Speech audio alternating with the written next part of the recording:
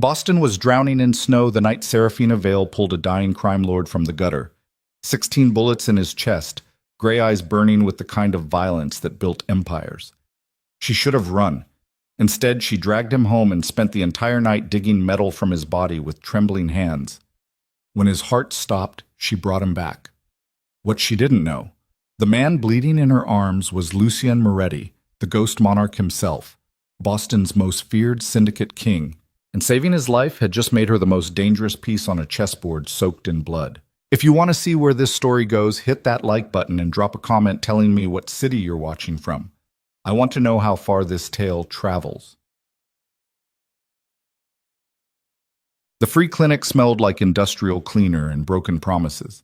Serafina Vale had been on her feet for 16 hours straight, stitching wounds that wouldn't stay closed, treating pneumonia with supplies meant for headaches, watching people die in hallways because there weren't enough beds. Her nurse scrubs stuck to her skin beneath a wool coat that had seen better winters, exhaustion clinging to her bones like frost. Outside, Boston was being buried alive. The blizzard had started at noon and hadn't stopped. By midnight, the harbor district looked like the end of the world. Streetlights flickering through sheets of ice, cars abandoned in drifts taller than men, alleyways swallowed whole by winter darkness. The few people still moving through the storm walked hunched and fast, heads down, survival mode. Serafina locked the clinic door behind her and stepped into the cold. The wind hit her like a fist. She pulled her coat tighter and started walking, boots crunching through virgin snow, breath fogging in front of her face. Her apartment was 6 blocks away. Might as well have been 60. The city had stopped running buses hours ago. Even the drug dealers had gone home. She was halfway down Wharf Street when she heard it. A groan. Weak. Ragged. Human. Serafina stopped. The wind screamed past her ears, drowning out everything except instinct. She turned slowly, scanning the frozen landscape, and that's when she saw the blood. Dark red. Almost black against the snow. A trail leading behind a snowbank near the loading docks. Every rational part of her brain screamed to keep walking. This was the harbor district. People got shot here, people got dumped here, people who stopped to help usually joined them. But Serafina had spent her entire adult life ignoring the smart choice. She followed the blood. Behind the snowbank, half buried in ice and shadow, lay a man in a shredded black suit. His chest looked like something had tried to tear him apart from the inside out. Bullet wounds across his ribs, his shoulder, his abdomen, each one catastrophic. Blood pooled beneath him in the white pavement like the city itself had stabbed him open. His eyes were still open. Gray, cold, aware. "Don't," he rasped, voice barely a whisper. "Don't call the police." Serafina knelt beside him, her medical training kicking in before fear could catch up. She pressed shaking fingers against his throat, checking for a pulse. Thready, weak, fading. "You've been shot," she said, which was the dumbest thing she'd said all year. "You need a hospital." "No hospital." His hand shot out and grabbed her wrist with shocking strength for someone halfway to dead. "No police. No hospital." "Then you're going to die here." Better than the alternative. She stared at him. At the suit that probably cost more than her rent, at the tattoos crawling up his neck beneath the blood, at the way his eyes tracked her movements like a predator even now, bleeding out in a snowbank. This man wasn't a victim. He was something else entirely. "I can't move you alone," Serafina said. "You weigh too much, and I'm barely standing." "Then leave me." "Shut up." She stood, looked around the empty street, then made a decision that would ruin her entire life. "My place is 2 blocks away," she said. "If you can walk, I can get you there. But if you die on me, I'm dragging your corpse to the police station myself." Something that might have been a smile ghosted across his face. "Deal." Getting him to his feet took 5 minutes and felt like lifting a corpse. He was heavy, solid muscle beneath the ruined suit, and every step left a trail of blood dark enough to see even in the blizzard. Serafina wrapped his arm around her shoulders and half dragged him through the storm, her boots slipping on ice, her lungs burning from the cold. He didn't make a sound, not when she accidentally jarred his wounds, not when they fell together in a snowdrift and she had to haul him back up. Not when they finally reached the basement apartment beneath the laundromat, and she shoved him through the door into warmth that felt like violence after the frozen streets. The apartment was tiny. 1 room, cracked pipes rattling in the walls, a mattress on the floor, an ancient radio hissing jazz through static. The kind of place people ended up when the world had finished kicking them. Serafina locked the door and turned to find the stranger collapsed against the wall, breathing shallow, skin pale as paper. She'd saved lives before, but never like this. Never alone, in a basement apartment with rusted surgical tools and boiled water and sheer desperate hope. "What's your name?" she asked, dragging him toward the mattress. "Does it matter?" "I'd like to know who I'm about to watch die." He looked at her with those gray eyes, and for the first time, something human flickered behind the ice. "Lucienne." "Serafina." She grabbed scissors and started cutting away his shirt. "Try not to bleed on my floor more than necessary." Beneath the fabric, his chest was a battlefield. 16 wounds. She counted them twice. 16 bullets had torn through this man, and he was still breathing, still conscious, still looking at her like he was calculating whether she was a threat. Serafina boiled water on the stove, pulled out the medical kit she kept for emergencies, and laid out everything she had: forceps, gauze, antiseptic, trembling hands. "This is going to hurt," she said. "Everything hurts." She started digging. The first bullet came out easy, lodged shallow in his shoulder. The second fought her, buried deep near his collarbone. The third made him flinch for the first time, a sharp intake of breath that told her she'd hit bone. By the fifth, her hands were shaking so badly she had to stop. "Keep going," Lucian said through gritted teeth. "I'm a nurse, not a surgeon." "You're all I have." Something about the way he said it, flat, resigned, true, made her keep moving. Hours blurred together, bullets hitting the metal bowl with hollow clangs, blood soaking through gauze faster than she could replace it, jazz hissing through the radio like a ghost whispering secrets. Lucienne never screamed, never begged. But somewhere around the 10th bullet, he started talking. "There's a girl," he said, voice distant. "Vivian, 6 years old. If I don't make it, you're making it. If I don't, someone needs to tell her I tried." Serafina's hands stilled. She looked down at this stranger bleeding out on her mattress, this man who'd refused hospitals and police, this monster who apparently had a 6-year-old daughter waiting somewhere in the dark. "Tell her yourself," she said quietly. Then she kept digging. The 16th bullet was the deepest, buried near his heart, tangled in muscle and tissue, refusing to let go. Serafina worked for 20 minutes, sweat dripping down her face, her entire body trembling from exhaustion and adrenaline. When it finally came free and hit the bowl with a final metallic clang, she sat back gasping. Lucian's eyes were closed. His chest had stopped moving. "No." The word came out raw.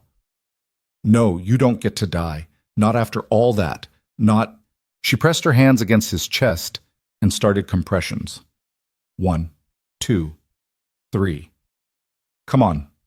10, 11, 12. Breathe, you stubborn bastard. 20, 21, 22. Tears streaked down her face, her arms burned, her vision blurred. 30 compressions. Then she felt it, a shudder beneath her palms, a breath, small, fragile, impossible. Lucian's chest rose, his eyes opened, gray eyes finding hers through the haze of pain and exhaustion, and something that looked almost like surprise. "Welcome back," Serafina whispered. Then she collapsed beside him and didn't move for 3 hours.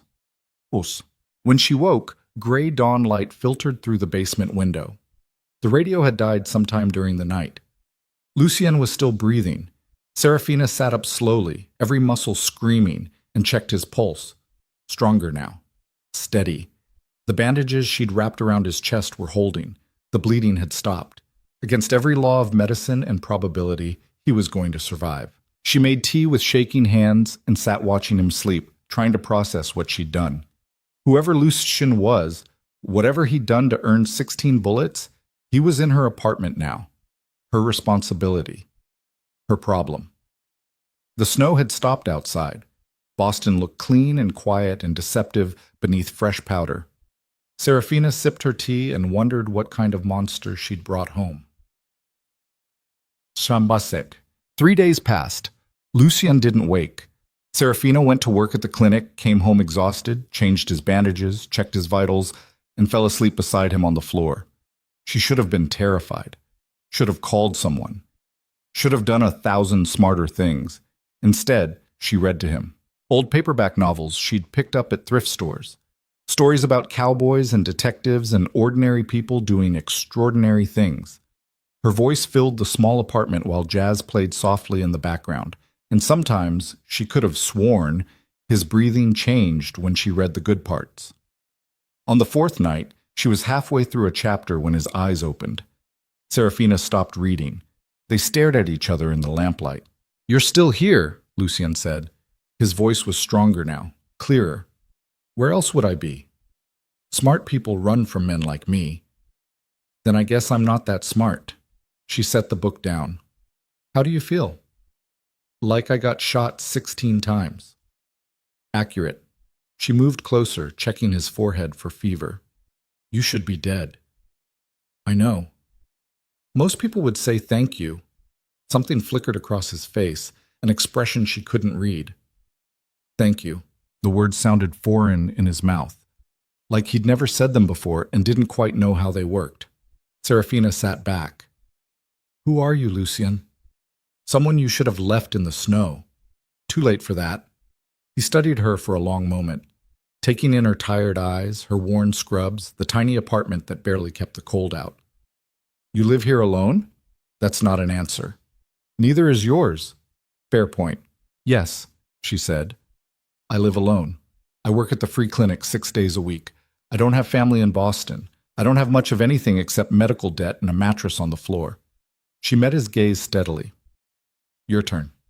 Lucien was quiet for so long she thought he wouldn't answer. Then, "I run things people don't talk about in daylight. I've done things that would make you call the police if you knew. The men who shot me wanted my empire. They'll try again when they find out I survived." "Are you a criminal?" "Yes." The honesty was almost worse than a lie. Serafina should have thrown him out, should have screamed, should have done anything except nod slowly and say, "Okay." "Okay," Lucien repeated. "I pulled 16 bullets out of you and brought you back from the dead. I'm already an accessory or accomplice or whatever the legal term is." She stood, heading for the kitchen. "You want tea?" "I want to understand why you're helping me." "Because you were dying and I'm a nurse." She filled the kettle. "It's not complicated." "Everything about this is complicated." "Maybe." But Serafina had learned a long time ago that life didn't pause for complications. She made tea.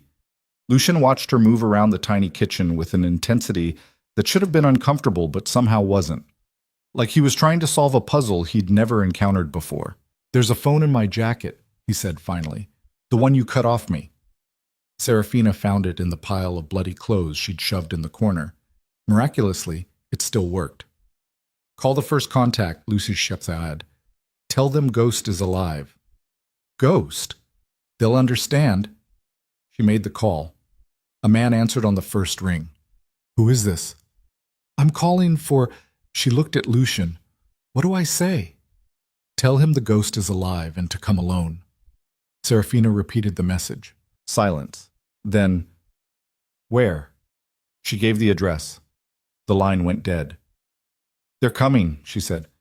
"I know." "Should I be worried?" Lucien's smile was sharp as broken glass. "Probably." The knock came 20 minutes later. 3 sharp raps. Serafina opened the door to find 2 men in expensive coats standing in the stairwell. Behind them, barely visible in the shadows, was a little girl clutching a teddy bear. The first man, broad-shouldered, scarred, dangerous, looked past Serafina into the apartment. His expression cracked when he saw Lucien sitting up against the wall. "Boss," he breathed. The little girl pushed past the men and ran straight into the apartment, straight to Serafina. "Mommy," she whispered, wrapping small arms around Serafina's legs. The word hit the room like a gunshot. Everyone froze. The little girl looked up at Serafina with huge dark eyes, Lucien's eyes, and something in Serafina's chest shattered and reformed in the same instant.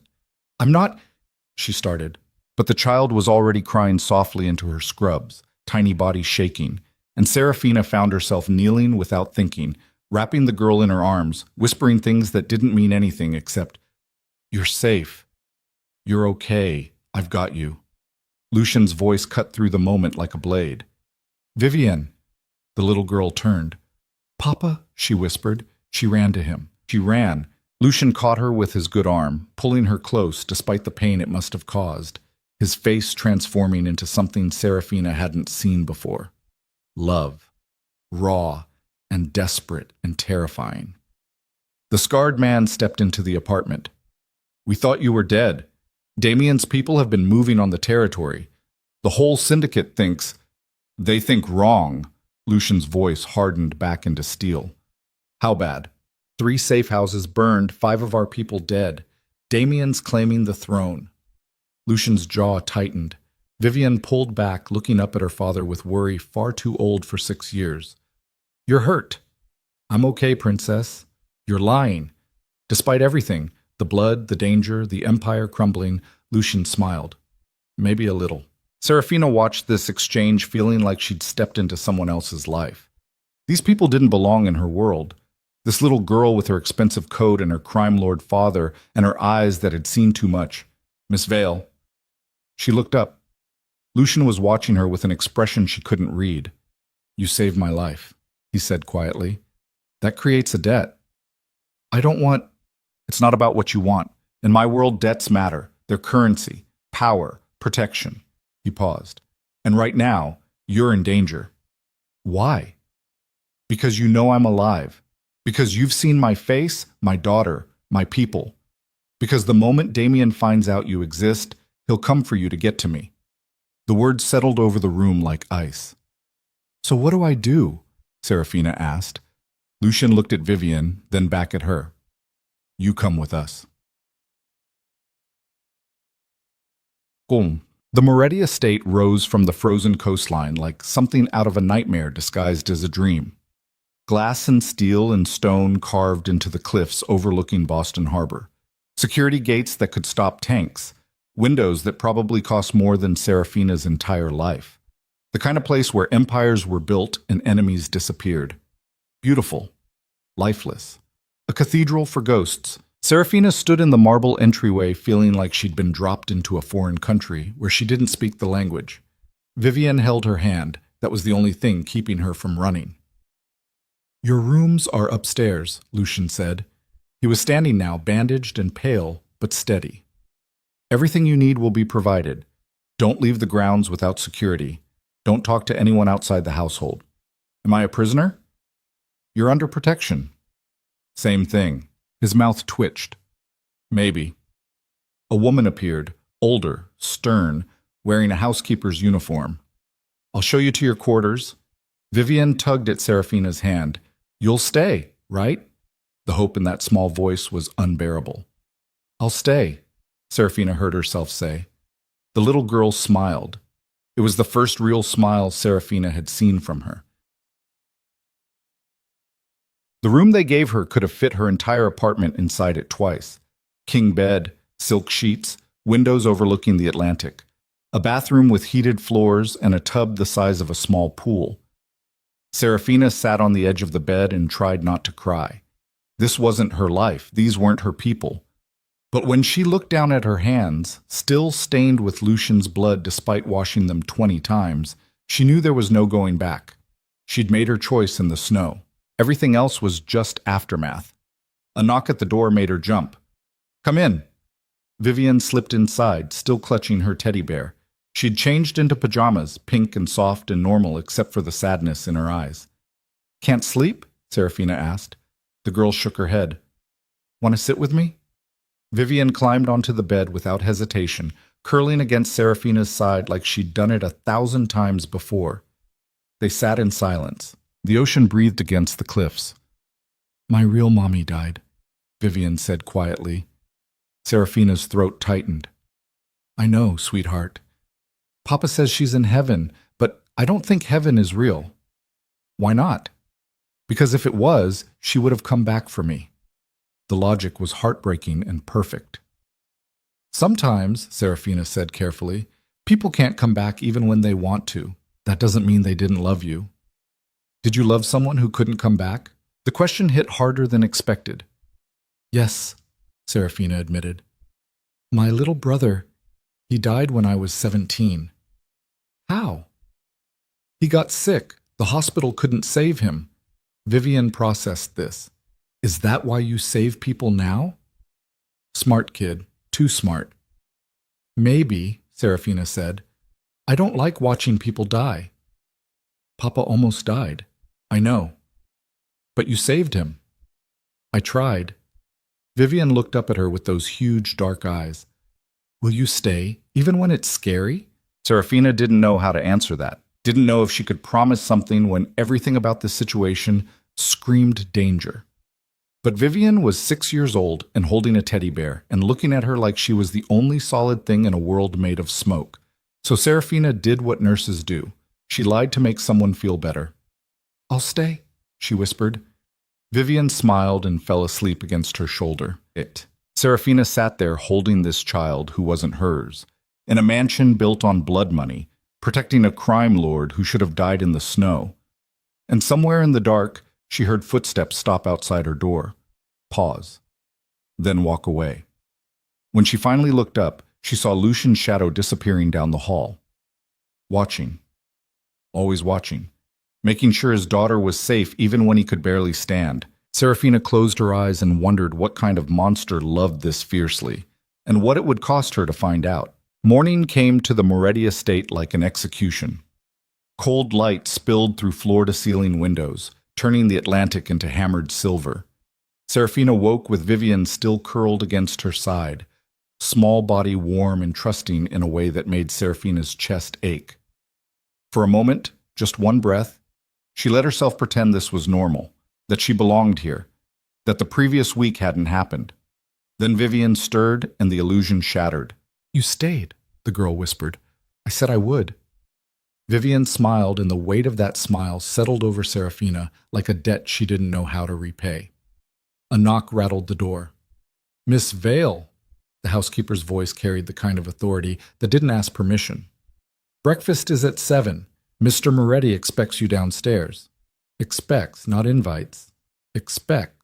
Serafina helped Vivian get dressed, watching the little girl navigate buttons and zippers with the mechanical efficiency of someone who'd learned to do everything alone, and followed her down hallways that felt more like museum corridors than a home.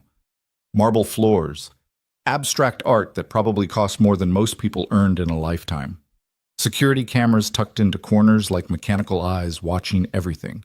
The dining room was worse. A table built for 20 sat mostly empty. Lucien occupied the head, dressed in black despite his injuries, looking like death wearing expensive tailoring. 3 men flanked him, the scarred one from last night, and 2 others who radiated violence the way normal people radiated warmth. They all stopped talking when Serafina entered. Sit, Lucien said. It wasn't a request. Serafina sat.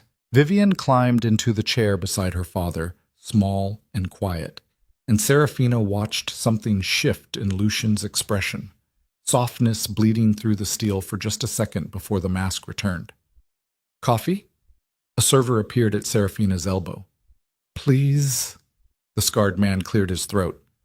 Boss, about the situation. Not now, Marcus. But, Lucien's gaze cut sideways. I said not now. Marcus shut up.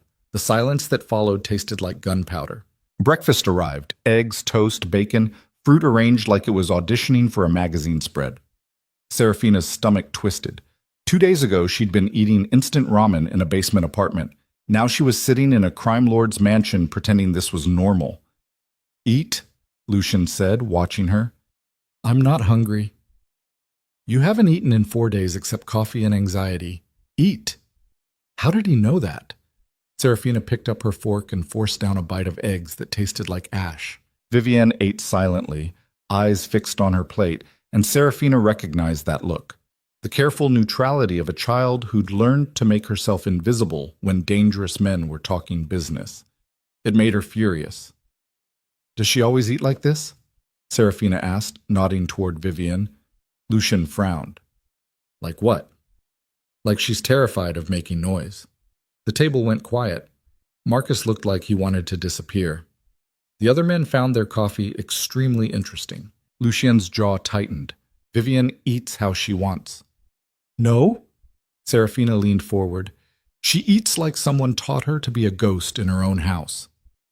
You've been here 12 hours and you're already critiquing how I raise my daughter? I'm critiquing how you run a prison and call it a home. The words came out sharper than intended, harsher, true. Lucian stood slowly, despite the pain it clearly caused him. His men tensed. Marcus's hand drifted toward his jacket, where Serafina was absolutely certain he kept a gun. But Lucian just looked at her with those gray eyes that had seen too much death to be surprised by anything.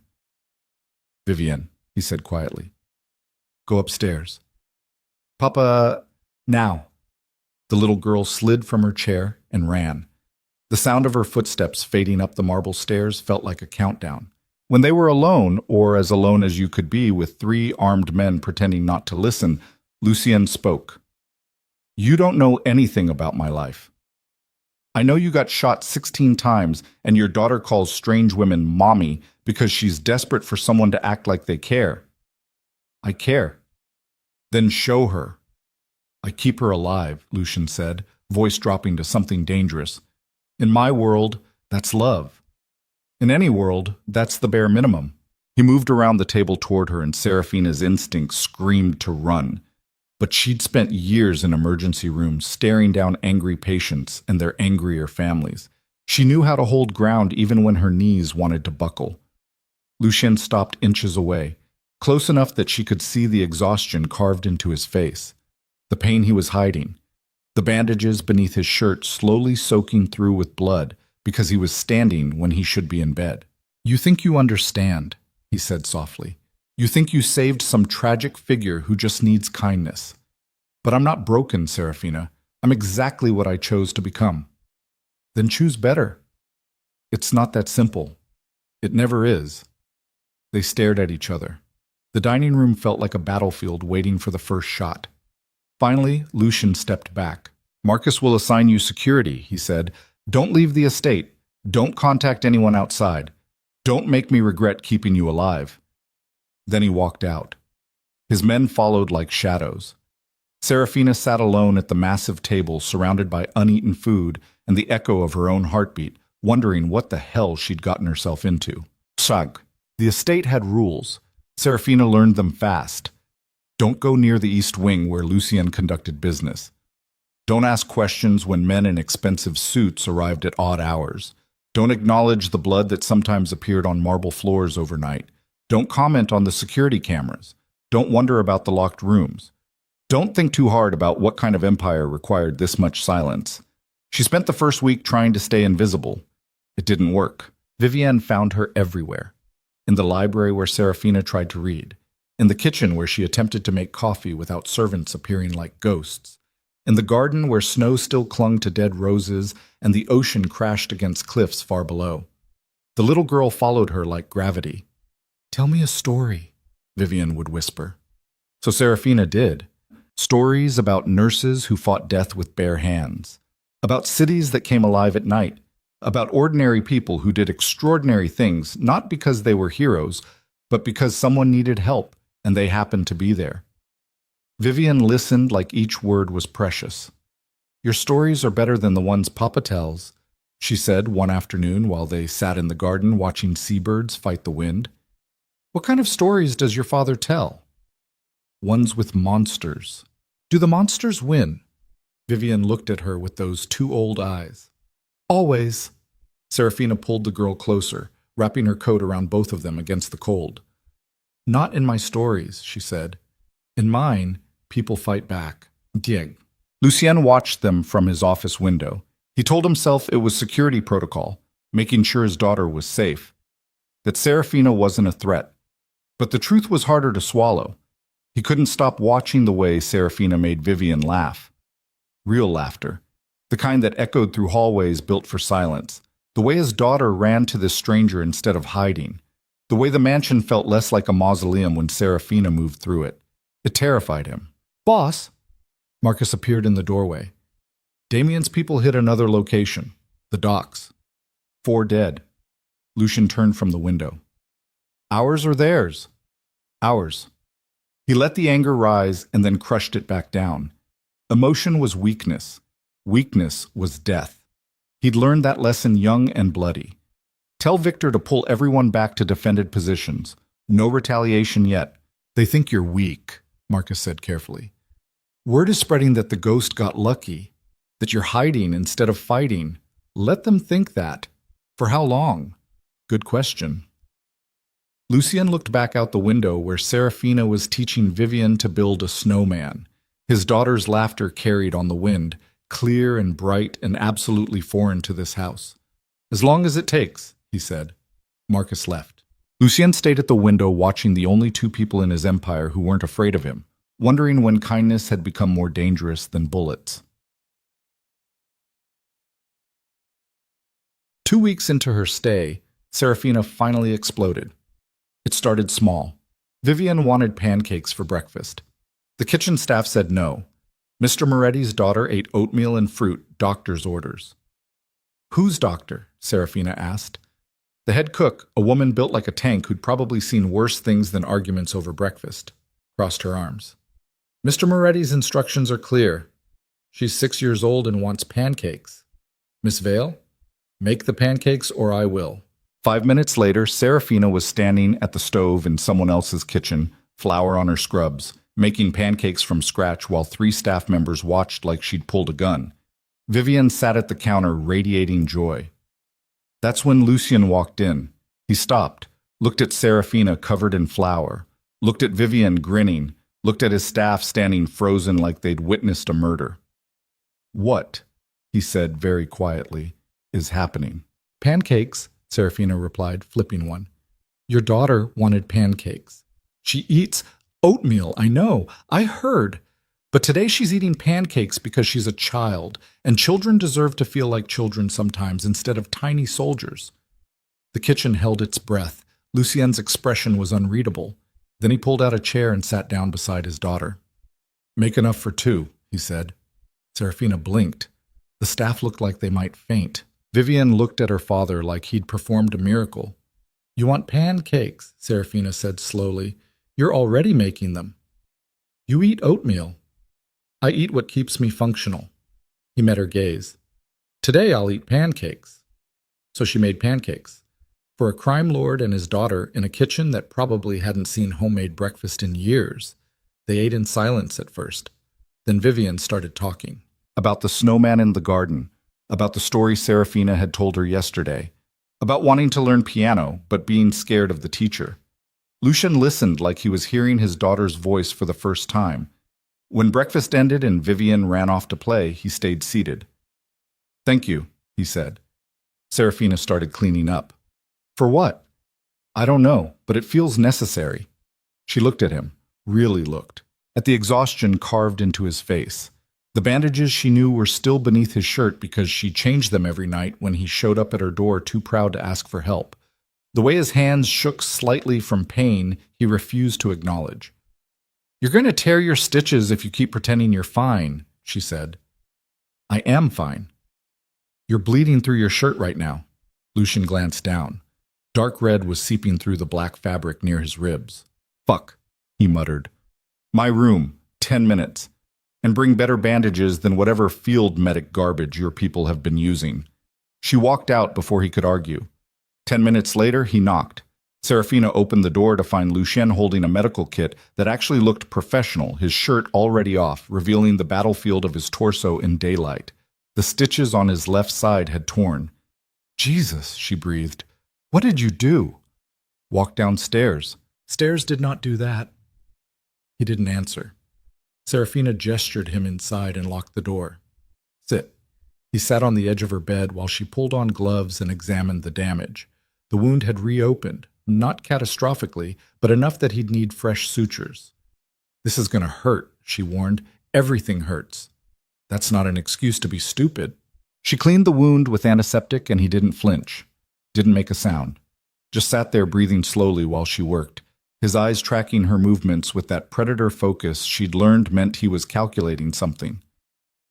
You could have died, Serafina said, threading the needle. Multiple times. You still could if you keep acting like you're invincible. I'm not acting. You're delusional. I'm realistic. He watched her start the first suture. In my world, showing weakness is death. So I don't show it. Even to the people trying to keep you alive? especially to them. The honesty landed like a punch. Serafina tied off the stitch and started the next one, her hand steady despite the way her pulse hammered. Vivian's mother, she said carefully. How did she die? Lucien was quiet so long she thought he wouldn't answer. Then, crossfire. Wrong place, wrong time, wrong life. She knew what I was when we met. Thought she could handle it. Turned out bullets don't care about bravery. You loved her. I destroyed her. His voice went flat. Everything I touch turns to ash eventually. It's gravity, entropy, the natural order. That's fatalistic bullshit. It's pattern recognition. Serafina finished the sutures and started wrapping fresh bandages around his ribs. So what's your plan? Keep everyone at arm's length until you're alone? Raise Vivian in this gorgeous prison and call it protection? Better a prison than a grave. Is it, though? Her hand stilled on the bandage. Lucien's gaze found hers. You think I don't know what I'm doing to her? He said softly. You think I don't see the way she looks at you like you're everything I can't be? I know exactly what I am, Serafina. The question is whether you do. I know you're a man who got shot 16 times and survived, who loves his daughter enough to keep breathing when dying would be easier, who sits in my room at midnight because you're too proud to admit you need help. That's not love. That's survival instinct. Same thing sometimes. She finished the bandaging and stepped back. Lucien stood slowly, testing the new stitches, his bare torso marked with scars that told stories Serafina probably didn't want to know. Why are you still here? He asked. Where else would I go? Anywhere. I'd give you money, new identity, protection. You could disappear. And Vivian? His jaw tightened. Exactly, Serafina said. So I'm staying, even though it's dangerous, especially because of that. They stood facing each other in the quiet room while ocean wind rattled the windows, and somewhere downstairs Vivian was probably playing alone because that's what she'd learned to do in a house full of ghosts.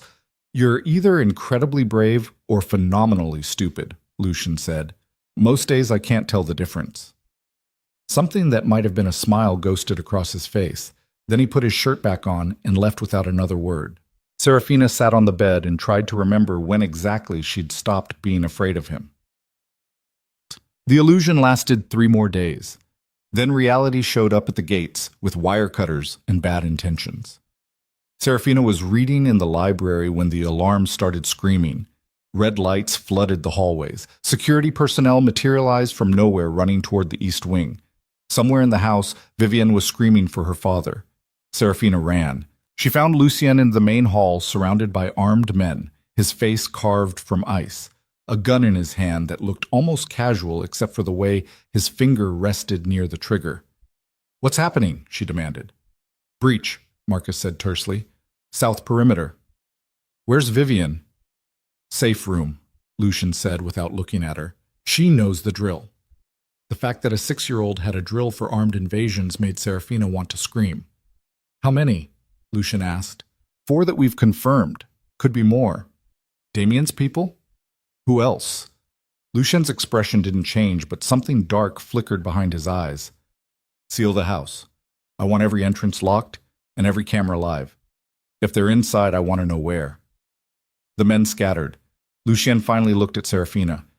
Go to Vivian, he said. What are you going to do? What I always do. That's not an answer. It's the only one you're getting. He moved past her toward the east wing.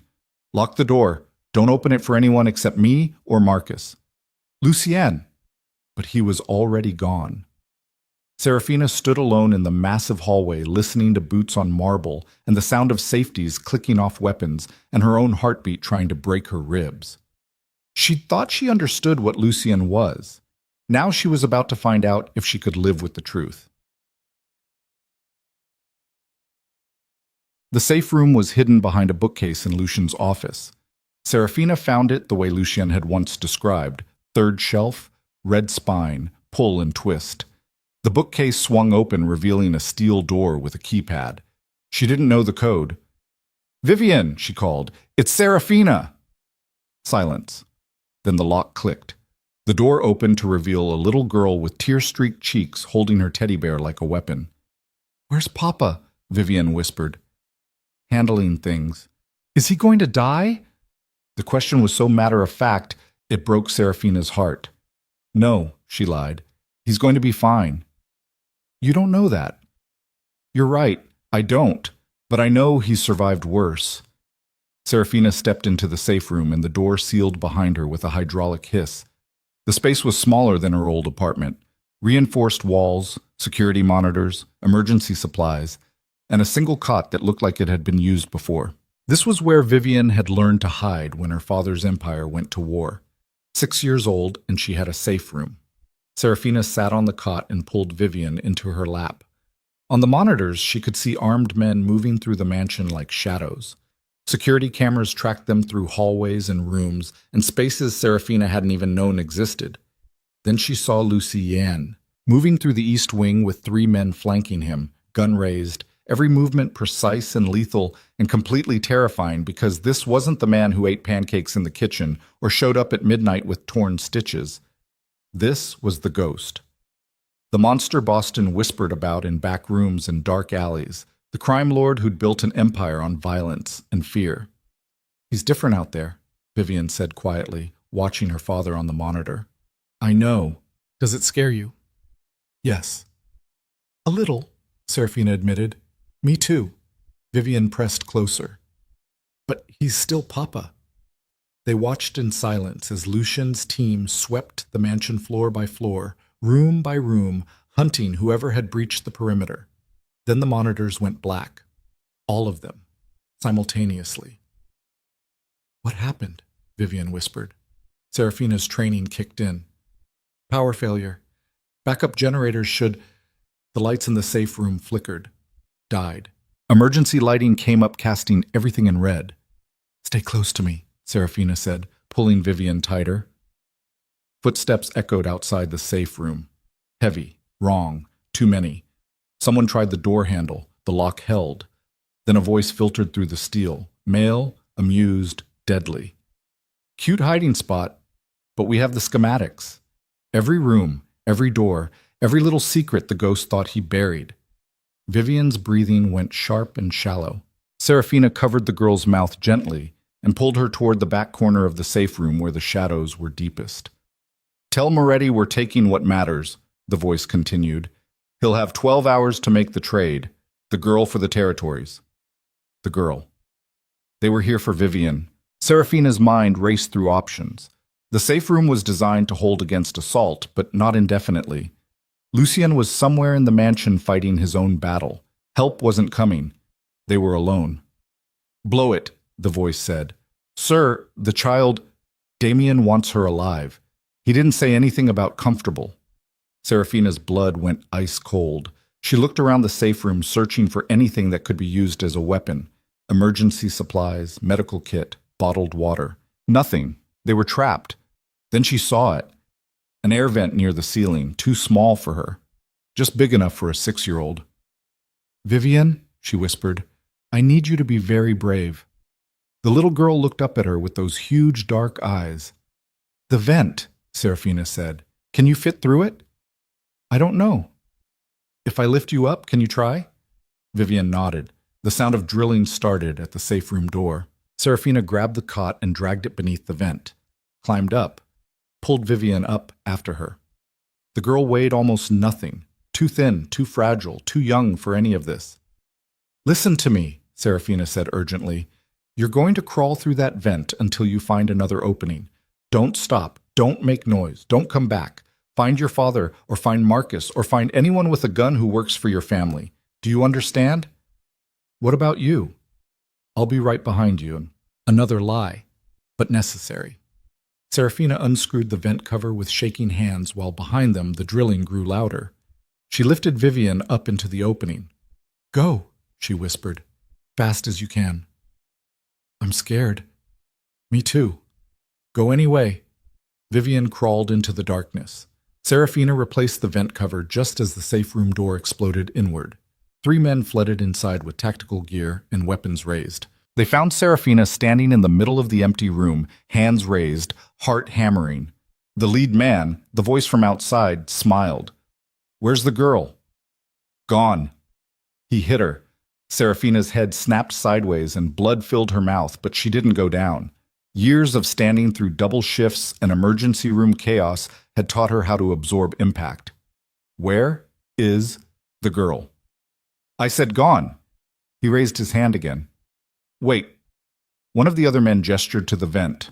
Too late, Serafina thought. Too late. Check it. The man dragged the cot over and peered into the vent. It goes deep. She could be... Then go after her. It's too small. The lead man turned back to Serafina. Clever, he said, but useless. We own this house now. She's not getting out. Then he smiled, and Serafina saw her death in that expression. Damien said the girl comes alive, he continued. Didn't say anything about you. He raised his gun. Serafina closed her eyes. Thought about Vivian crawling through darkness. About Lucian somewhere fighting his own war.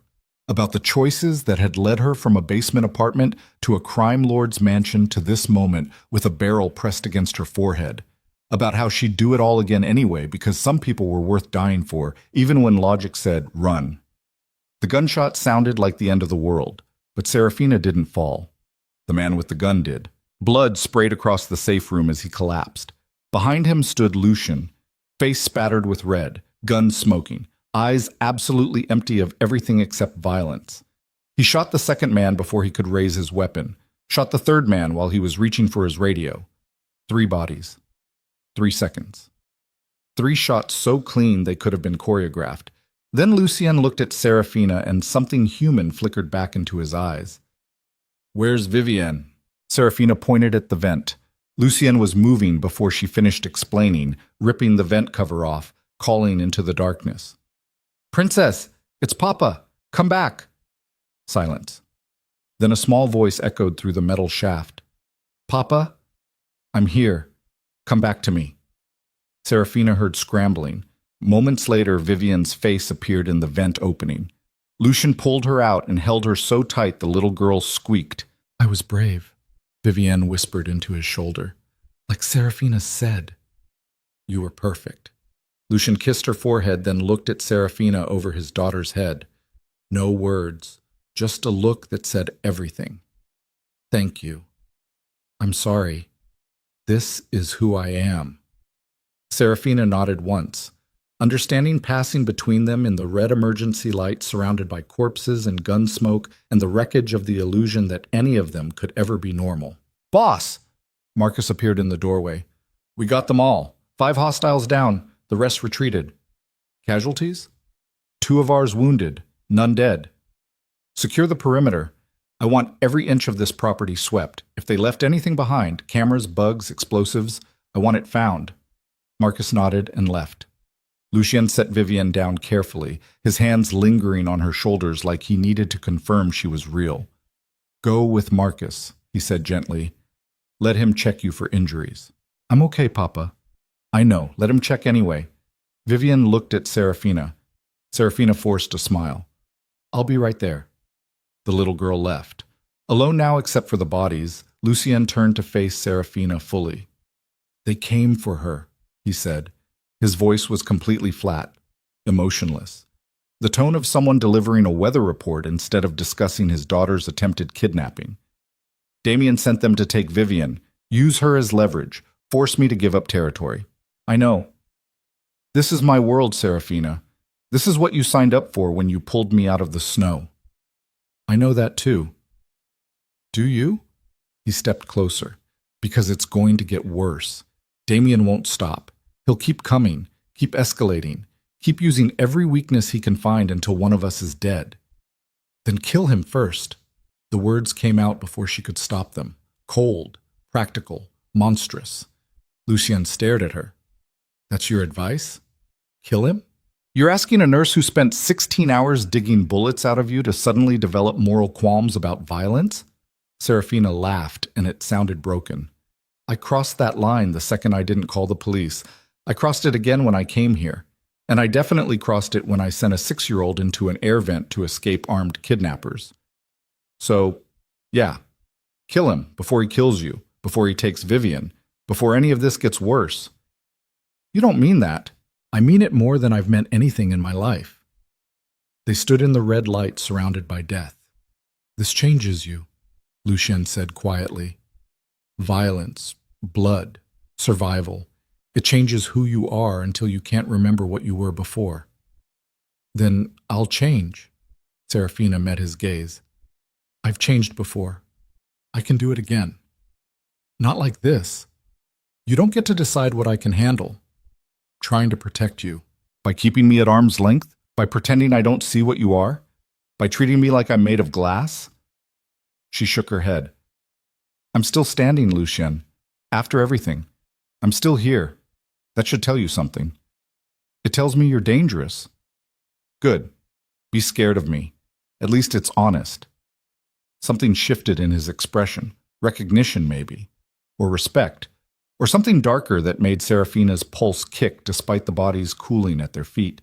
If you stay, Lucien said slowly, you stay all the way. No more illusions. No more pretending this is temporary. You'll be part of this world, my world, and everything that comes with it. I already am. Then prove it. He pulled a gun from his jacket and held it out to her. Serafina looked at the weapon, at Lucien's blood-spattered face, at the bodies on the floor, at the choice she'd known was coming since the moment she dragged a dying man out of the snow. She took the gun. It was heavier than expected, colder, real in a way that made her hands shake. Safety's here, Lucien said, showing her. Trigger pulls smooth. Aim center mass. Shoot until the threat stops moving. I know how guns work. Knowing and using are different things. Then teach me.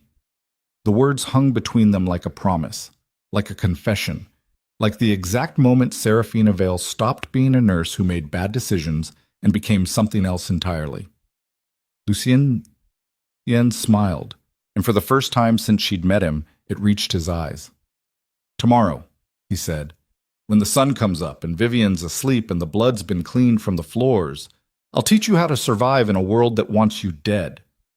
Why wait until tomorrow? Because tonight I need to bury 5 men and explain to my daughter why her home isn't safe anymore, and because you need to decide if you really meant what you just said. He walked out, left Serafina standing alone with a gun in her hands, and the taste of blood in her mouth, and the absolute certainty that she'd just crossed a line she could never uncross.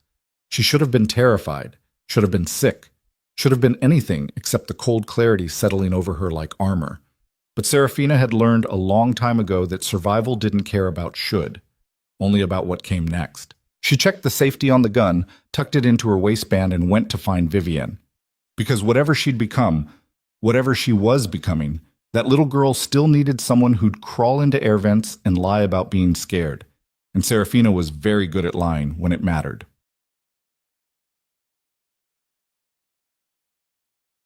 Three days later, Damien Voss received a package at his penthouse. Inside was a photograph. Serafina Vale standing in the Moretti Mansion's gun range, weapon raised, target shredded behind her. And written on the back in Lucien's handwriting, "She's mine now. Come and take her." Damien looked at the photograph for a long time. Then he smiled and started planning how to burn Lucien Moretti's entire world to ash. The gun range in the Moretti estate's basement smelled like cordite and old concrete. Serafina stood with her feet shoulder-width apart, weapon raised, hands steady despite the way her heart hammered against her ribs. The target downrange was already shredded, center mass obliterated by rounds she'd fired with increasing accuracy over the past week. Lucien stood behind her, close enough that she could feel the heat radiating off his body, his voice low in her ear. Again, she fired. The recoil kicked through her arms like a living thing, but she controlled it, absorbed it, let muscle memory take over the way Lucien had taught her. The target acquired a fresh hole exactly where she'd aimed. "Better," Lucien said, "but you're still thinking too much. When someone's coming at you, thought gets you killed. Instinct keeps you breathing. Instinct says run. Then we're retraining your instincts." He moved around to face her, taking the gun from her hands and checking the chamber with practiced efficiency. His fingers brushed hers, and Serafina felt the contact like electricity despite the clinical nature of the touch. 3 weeks. That's how long she'd been living in this mansion, learning to shoot, to fight, to survive in a world where violence was currency and hesitation was fatal. 3 weeks since the breach. 3 weeks since she'd stopped being a nurse and started becoming something else. Something harder, colder, necessary. You're getting good at this, Lucien said, handing the gun back. That should worry you. Everything about this worries me. But you're still here. Where else would I go? It had become their refrain. A question neither of them could answer honestly, because the truth was too complicated and too simple at the same time. She stayed because of Vivian. She stayed because leaving felt like abandoning something unfinished.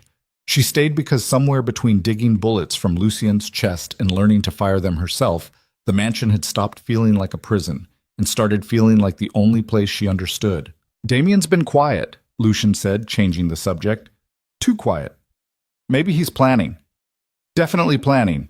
He leaned against the shooting bench, arms crossed, exhaustion carved into his face, despite the careful neutrality of his expression. The question is what? You could ask him. I could put a bullet in him. That too, Lucien smiled without warmth. You're developing a concerning bloodthirst for someone who used to save lives. I still save lives, just different ones now. The basement door opened and Marcus appeared, his expression grim enough to make Serafina's stomach drop. Boss, we got a problem. The problem was waiting in Lucien's office.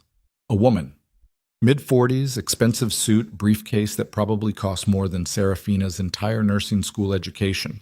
She stood by the window overlooking the Atlantic with the kind of confidence that came from holding cards nobody else knew existed. Mr. Moretti, she said without turning, thank you for seeing me. I don't recall inviting you. You didn't, but I think you'll want to hear what I have to say. She turned finally, and Serafina recognized the look in her eyes. Lawyer, predator, threat. My name is Catherine Wells. I represent the estate of Margaret Ashford. Lucien went very still, the kind of still that meant violence was about to happen. Margaret's dead, he said flatly. Yes, 3 years ago, cancer.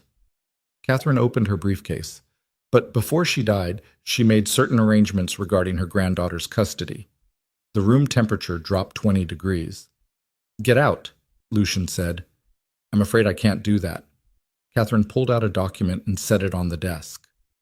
This is a court order granting Margaret Ashford's estate temporary custody of Vivian Moretti, pending a full hearing on parental fitness. Serafina's medical training kicked in, checking Lucien's hands for tremors, his breathing for changes, any sign he was about to explode, but he just stood there radiating controlled fury.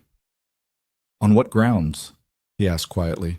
On the grounds that a 6-year-old child was nearly kidnapped from her home 3 weeks ago due to her father's criminal activities. On the grounds that said child has been living in what can only be described as an armed compound. On the grounds that CPS has received multiple anonymous tips about an unsafe environment. Anonymous tips from whom? Catherine smiled. You know I can't reveal that. But Serafina knew. Everyone in that room knew. Damien. This was Damien's play. You have 72 hours, Catherine continued. After that, if you haven't surrendered Vivian voluntarily, federal marshals will come for her, and given your history, Mr. Moretti, I imagine they'll come prepared for resistance. You walk into my house, Lucien said, voice dropping to something lethal, and threaten to take my daughter, and you think you're walking back out? Marcus moved toward the door, blocking the exit. Catherine didn't flinch. If I don't check in with my office in 30 minutes, that court order becomes a warrant for your arrest on kidnapping and custodial interference charges. You'll be in federal custody by nightfall, and Vivian will be removed by force. She picked up her briefcase. 72 hours, Mr. Moretti. Use them wisely. She walked past Marcus without hesitation. The door closed behind her. Silence filled the office like poison gas. Then Lucien picked up a crystal decanter and hurled it against the wall. Glass exploded. Whiskey streamed down expensive wallpaper. Boss, Marcus started. Get out. We can fight this. We can... I said get out. Marcus left. Serafina stayed. She watched Lucien stand amid the wreckage of his control, breathing hard, hands clenched into fists, every muscle vibrating with rage he couldn't unleash because the enemy was a lawyer with paperwork instead of a man with a gun. This is Damien, she said quietly. I know. He's using the system against you. I know. So what are we going to do? Lucien looked at her, and for the first time since she'd met him, she saw something in his eyes that looked like fear. I don't know. That night, Serafina found Vivian in the library. The little girl sat curled in an oversized chair reading a book about birds, her teddy bear tucked under one arm, completely unaware that her entire world was about to implode. "Hey, princess," Serafina said softly. Vivian looked up and smiled. "Serafina, look, this one's called a puffin. They look silly." "They do." Serafina sat down beside her. "Can we talk about something?" The smile faded. Kids always knew. Somehow they always knew when adults were about to deliver bad news. "What's wrong?" Vivian whispered. Serafina had rehearsed this conversation a dozen times in her head. None of the scripts worked, so she went with the truth. "There are some people who think you'd be safer living somewhere else for a little while." "Away from Papa?" "Yes." "Why?" "Because they're scared that living here is dangerous for you." Vivienne processed this with the terrible wisdom of a child who'd grown up in violence. "Is it because of the bad men who came?" she asked. "Partly. But Papa keeps me safe." "I know he does." "Then why do I have to leave?" The question broke Serafina's heart. "Sometimes," she said carefully, "grown-ups make decisions that don't make sense to kids. This is one of those times." "I don't want to go." "I know, sweetheart. Will you come with me?" The hope in that question was unbearable. "I don't think they'll let me," Serafina admitted. Vivian's eyes filled with tears. "I don't want to go without you, or Papa. I don't want to go at all." She started crying. Quiet, hitching sobs that shook her small frame. Serafina pulled her close and held her while the little girl cried into her shoulder, and somewhere in the back of her mind she was making calculations. Measuring options, weighing consequences, becoming exactly what Lucien had warned her about. Someone who'd do terrible things for the people she loved. Midnight found Serafina in Lucien's office. He sat behind his desk, surrounded by legal documents, whiskey glass in hand, looking like a king watching his empire burn. "We could run," Serafina said. Lucien looked up. "What?" "Take Vivian and run. New identities, new country. Disappear before the 72 hours are up." "They'd find us." "Maybe. Maybe not." "And then what? Spend the rest of our lives looking over our shoulders? Raise Vivian in hiding? That's not living, Serafina. That's just slower dying." "It's better than losing her." "Is it?" He stood, moving to the window. "I've spent my entire life running from consequences, building walls, hiding behind guns and money and fear, and all it's gotten me is alone in a mansion, watching my daughter cry herself to sleep because she thinks I can't protect her." "You can protect her. Not from this. Not from lawyers and court orders, and a system designed to take children from monsters." He finished his whiskey. "Maybe they're right. Maybe she would be better off." "You don't believe that?" "I don't know what I believe anymore." Serafina crossed the office until she stood beside him, both of them staring out at the dark Atlantic. "I believe," she said slowly, "that Damien orchestrated this entire thing. The custody challenge, the anonymous tips, the court order. He's using the system as a weapon because he knows you can't fight back the same way you'd fight his soldiers. So we fight differently." Lucien turned to look at her. "How?" "We find out who Margaret Ashford was, who inherited her estate, who's funding this custody challenge. We follow the money until we find Damien's fingerprints. And then? Then we make him withdraw the challenge. By force? By leverage." Serafina met his gaze. "You said Damien wants your empire. Fine. Give it to him." Lucien stared at her like she'd lost her mind. "You want me to surrender?" "I want you to look like you're surrendering. Make the deal. Trade territories for Vivian. Get him to pull the custody order. Then what? Then you take everything back and make sure he never threatens your daughter again." The silence stretched. Lucien studied her face like he was seeing her for the first time. "That's not fighting differently," he said quietly. "That's fighting exactly like I would." "Then I'm learning from the best." Something shifted in his expression. Recognition, respect. something darker that made Serafina's pulse kick. "You've changed," he said. "I had good teachers." "I'm not sure that's a compliment. It's a fact."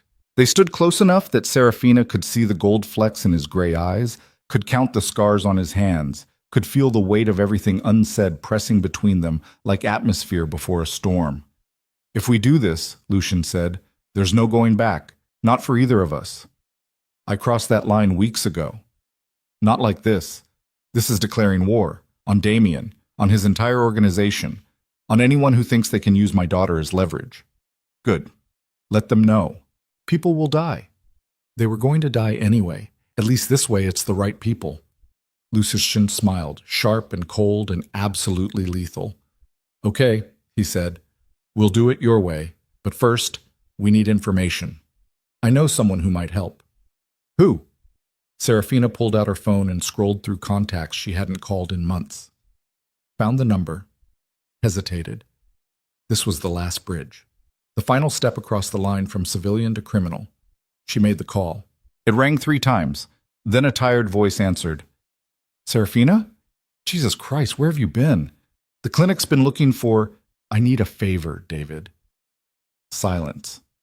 Dr. David Chen had been the attending physician at the free clinic, had trained Serafina, had become something like a friend in a world where friends were rare. "What kind of favor?" he asked carefully. "The kind you don't ask questions about." More silence. "Are you in trouble?" "I'm in something. I can't explain, but I need access to hospital records, specifically patient files from 3 years ago. Margaret Ashford, cancer patient." "Serafina, please." The desperation in her own voice surprised her. David sighed. "I can't get you full records, but I can look up basics. Why do you need this?" "Because someone's using her death to hurt a little girl, and I need to know who benefits." "That's not an answer." "It's the only one I have." She heard typing in the background. "Margaret Ashford," David said, "died 3 years ago. Pancreatic cancer. Affluent family. Estate went to—" "Huh. What?" "Estate was divided between multiple beneficiaries, but the executor is listed as someone named Richard Voss." The name hit like a bullet. "Say that again," Serafina said. "Richard Voss, attorney. Why?" "Because Richard Voss was Damien Voss's brother." The pieces clicked together with sickening clarity. "Thanks, David. I owe you." "Serafina, what's—" She hung up, turned to Lucien. "It's not just Damien," she said. "His brother's a lawyer. He's the one executing Margaret Ashford's estate. The custody challenge isn't coming from Vivian's grandmother's family. It's coming from Damien wearing a legal mask." Lucian's expression went arctic. "So we can't fight it in court," he said, "because the court is already compromised. Unless we can prove the executor has a conflict of interest." "How?" "We connect Richard Voss to Damien's criminal organization, prove they're working together, get him disbarred, and the whole custody challenge collapses. That could take months. We have 72 hours.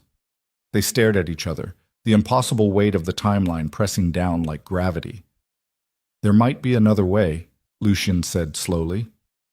"What?" "Margaret Ashford wasn't Vivian's grandmother. She was my first wife's mother. We divorced before Vivian was born. Legally, Margaret had no claim to custody. Then why would her estate—" "Because someone forged documents making it look like she had standing, probably Richard Voss." Lucian pulled out his phone. "I need to make a call." He dialed. Waited. "It's me," he said when someone answered. "I need everything you have on Richard Voss. Financial records, client lists, anyone he's talked to in the past 6 months, because I'm about to destroy his entire life and I want to do it thoroughly." He hung up, looked at Serafina. 48 hours, he said. "That's how long it'll take my people to build a case. Then we take it to the judge and bury Richard Voss so deep he'll need a ladder to see sunlight. And if it doesn't work, then we go back to your plan. War." 36 hours later, everything fell apart. Serafina was reading to Vivian when the alarms started. Not the breach alarms. Something worse. Marcus burst into the library, face pale, gun drawn. "We need to move," he said. "Now." "What's happening?" Serafina demanded. "Federal raid. They're at the gates. Her stomach dropped. They weren't supposed to come for another day. Someone moved up the timeline. Vivian started crying. Serafina scooped her up and ran, following Marcus through hallways that suddenly felt like a maze designed to trap them. Behind them, she could hear doors being smashed open, commands being shouted, the systematic destruction of any illusion of safety. "Where's Lucien?" she gasped. "Meeting with his lawyers. He doesn't know yet." They reached the safe room. Marcus punched in the code. The door swung open. "Inside," he ordered. "Don't come out until—" A voice cut through the chaos. "United States Marshals, drop your weapon!" Marcus hesitated. Serafina saw the calculation flash across his face, saw him weigh loyalty against survival, saw him make the only choice he could. He dropped the gun, raised his hands. Federal agents flooded the hallway. Serafina clutched Vivian and backed into the safe room, but strong hands grabbed her arms, pulling her back out. "Ma'am, we need you to let go of the child." "No." "Ma'am." She's terrified. "I'm not letting go. We have a court order for protective custody. The child needs to come with us." Vivian screamed, wrapped herself around Serafina like if she held on tight enough the world couldn't tear them apart. "Please," Serafina begged. "Please don't do this. She's not in danger here. This is her home." "Step aside, ma'am." "I'm a nurse. Let me stay with her. Let me—" Hands pried Vivian away. The little girl's screams echoed through the mansion. "Serafina! Serafina, please!" "I'm here, baby. I'm right here." But she wasn't. They were dragging her backward while other agents carried Vivian toward the exit, and Serafina fought like a cornered animal, kicking and clawing and screaming until someone's fist connected with her stomach and all the air left her lungs. She collapsed, gasping, broken. Watching Vivian disappear down the hallway calling for her. "Mama! Mama, please!" The word hit harder than any fist. Mama. Not Serafina. Mama. Then they were gone. Serafina knelt on cold marble surrounded by federal agents, hands zip-tied behind her back, lungs burning, heart shattered into pieces small enough to slip through her ribs. This was what Lucien had warned her about. This was the cost of loving people in his world. This was losing. Mosit. They took her to a room in the mansion she'd never seen before. Some kind of interrogation space the marshals had commandeered. A woman in a severe suit sat across from her. Agent Ramirez, according to the badge. "Miss Vale," she said, "do you know why you're here?" "Because you kidnapped a 6-year-old. We removed a minor from an unsafe environment. She was safe with me. Were you?" Ramirez opened a folder. "Serafina Vale, 28, registered nurse. No criminal record until 3 weeks ago when you disappeared from your apartment and your job without notice. Now you're living with Lucien Moretti, known crime lord, in a mansion that was just breached by armed hostiles." "I was helping his daughter." "You were enabling a criminal." "I was keeping a little girl alive." Ramirez leaned back. "Here's what I think happened. I think you got pulled into something you didn't understand. I think Moretti used you, maybe through his daughter, maybe through money, maybe through fear. I think you're a victim here." "I'm not a victim." "Then what are you?" "Good question." Serafina didn't have an answer anymore. "Where's Vivian?" she asked instead. "In protective custody. She'll be evaluated by child services, then placed with appropriate family." "She doesn't have appropriate family. Her mother's dead. Her father loves her. Her grandmother's been dead for 3 years. The whole custody challenge is a fraud." "That's not what the court order says." "The court order is based on forged documents. Margaret Ashford had no legal standing for custody. Check the records. Check the marriage certificates. Check anything." Ramirez made a note. "We'll look into it." "When?" "When we have time." "You don't have time. Someone's using the system to kidnap that little girl and you're helping them." "Or," Ramirez said calmly, "we're protecting a child from a dangerous environment and you're too close to see it clearly." The door opened. Another agent stepped in and whispered something to Ramirez. Her expression changed, hardened. "Miss Vale," she said, "did you know Lucien Moretti is currently missing?" Serafina's blood went cold. "What?" "He left the estate approximately 2 hours ago. Never made it to his lawyer's office. His car was found abandoned near the Harbor District. That's not possible. His security team is also missing. 3 men, all gone. No, no, no, no. This wasn't supposed to happen, Serafina whispered. What wasn't? But Serafina knew. Damien. This was all Damien. The custody challenge had been a distraction. Get federal agents to raid the mansion. Remove Vivian. Separate Lucien from his protection. Then take him. Where's Damien Voss? Serafina demanded. Ramirez frowned. Who? Damien Voss. He's behind this. He's the one who orchestrated the custody challenge through his brother Richard. He's the one who… Miss Vale, you're not making sense. I'm making perfect sense. You're just not listening. She tried to stand, but the zip ties cut into her wrists, and agent hands pushed her back down into the chair. Let me go, Serafina said. Please, Vivian is being cared for by professionals. She needs me. She needs stability, safety, normal. I am her normal. The words came out raw, desperate, true. Ramirez closed her folder. Miss Vale, I'm going to be straight with you. You're not being charged with anything right now, but you're also not free to leave. We have questions about your involvement with Lucien Moretti's organization. You'll be held as a material witness until we sort this out.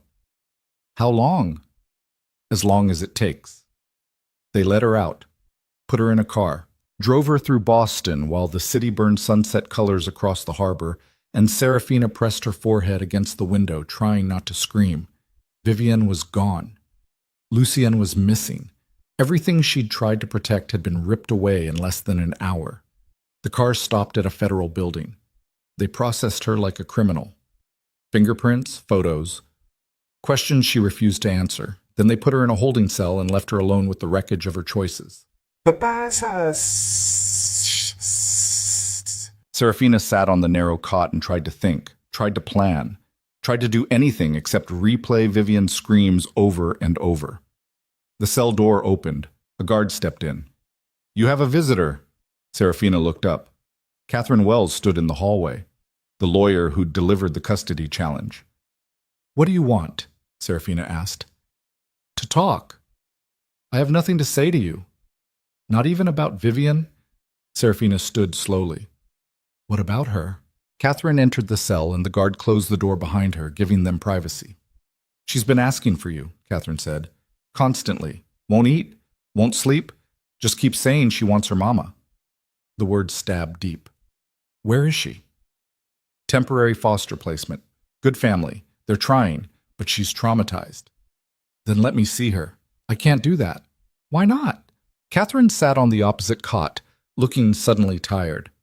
Because I'm not actually here on behalf of Margaret Ashford's estate. Serafina's stomach dropped. What? I was hired by Damien Voss to file the custody challenge. Paid very well to make sure it went through regardless of the legal validity. The admission hung in the air like poison. Why are you telling me this? Serafina asked. Because Damien just doubled the contract. He wants Vivian permanently, full custody transferred to a family he controls. She'll disappear into the system and Lucien Moretti will never find her. You can't. I already did. The paperwork's filed. By this time tomorrow, Vivian will be on a plane to somewhere far from Boston and far from her father. Serafina lunged, grabbed Catherine by the collar, slammed her against the cell wall. You're selling a 6-year-old to a crime lord and you came here to what? Gloat? Catherine didn't fight back, just looked at Serafina with something that might have been shame. I came to offer you a choice, she said quietly. What choice? Damien wants Lucien broken. Wants him to suffer. The best way to do that is through his daughter. But there's a second option, someone else he cares about. Understanding crashed over Serafina like ice water. Me. You. Damien knows about you. Knows what you mean to Lucien. He's willing to trade. You for Vivian. You disappear. Vivian goes home, Lucien gets his daughter back, but loses you. And if I say no, then Vivian vanishes and you rot in federal custody while Damien dismantles everything Lucien built. Either way, he wins. Serafina's hands shook. This was the choice. This was the moment. Everything she'd become in the past month crystallized into a single decision. If I agree, she said slowly, what happens to me? I don't know. Damien didn't share that part. I could die. Probably. And you're okay with that? Catherine looked away. I'm a lawyer. I've made peace with worse. Serafina released her, stepped back. Her medical training kicked in, evaluating options, weighing outcomes, calculating survival. But this wasn't a trauma bay. This was a choice between saving herself and saving a little girl who called her mama, which wasn't really a choice at all. Okay, Serafina said. Okay. I'll do it. I'll trade myself for Vivian, but I have conditions. You're not in a position to negotiate. I am if Damien wants me compliant instead of fighting every step. Serafina met Catherine's gaze. Vivian goes back to the estate tonight. Full custody to Lucian. All charges dropped. The whole custody challenge withdrawn. That's already... And you tell Lucian I did this voluntarily, that I made the choice, that he doesn't come after me because if he does, Damien kills us both. Catherine studied her face. You're protecting him. I'm protecting both of them. By sacrificing yourself. By doing what I've always done, saving the people in front of me. The lawyer pulled out her phone, made a call. Spoke in low tones Serafina couldn't quite hear. Then she hung up. Damien agrees, but you leave tonight, right now. No goodbyes. I didn't expect any.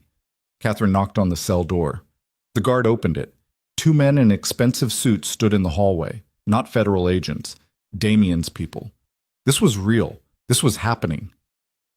Serafina took a breath and walked toward them, leaving behind the wreckage of her life and the little girl she'd loved and the crime lord who taught her how to survive in darkness. They grabbed her arms, led her through the building, out a back entrance, into a black van. The door slammed shut, darkness swallowed her whole, and Serafina Vale disappeared. Bokik. 12 hours later, Lucien Moretti woke in a warehouse, hands zip-tied, blood in his mouth. Damien Voss standing over him smiling. Welcome back, Damien said. I was starting to think I'd hit you too hard. Lucien's vision swam. He cataloged injuries, ribs cracked, shoulder dislocated, concussion probable, survivable. Where's my daughter? He rasped. Safe, back home, exactly where you wanted her. What? The custody challenge has been withdrawn. Vivian's free. Congratulations. Nothing about this made sense. Why? Damien crouched down until they were eye level. Because I found a better way to break you, he said. Your daughter's fine, Lucien. But Serafina Vale? She made a trade, herself for Vivian. Noble, stupid, exactly what I expected from someone who thinks she can save the world one monster at a time. The words took a moment to process. Then they hit like bullets. Where is she? Somewhere you'll never find her. I made sure of that. I'll kill you. Maybe. Eventually. But first you're going to suffer. You're going to live knowing you got your daughter back because Serafina gave herself up. That the woman who saved your life, who learned to kill for you, who became exactly what you needed, she's gone. And it's your fault. Lucien tried to lunge, but the restraints held. Damien laughed. You know what the best part is? She made me promise to tell you not to come after her. Said if you tried, I'd kill you both. So now you have to choose. Honor her sacrifice and live without her, or chase her and watch her die. He stood, walked toward the warehouse exit, paused at the door. I win, Lucien. I took everything that mattered and left you alive to feel it. That's worse than death. That's victory. Then he was gone. Lucien knelt in the empty warehouse surrounded by his own blood and the echo of choices that had led him here.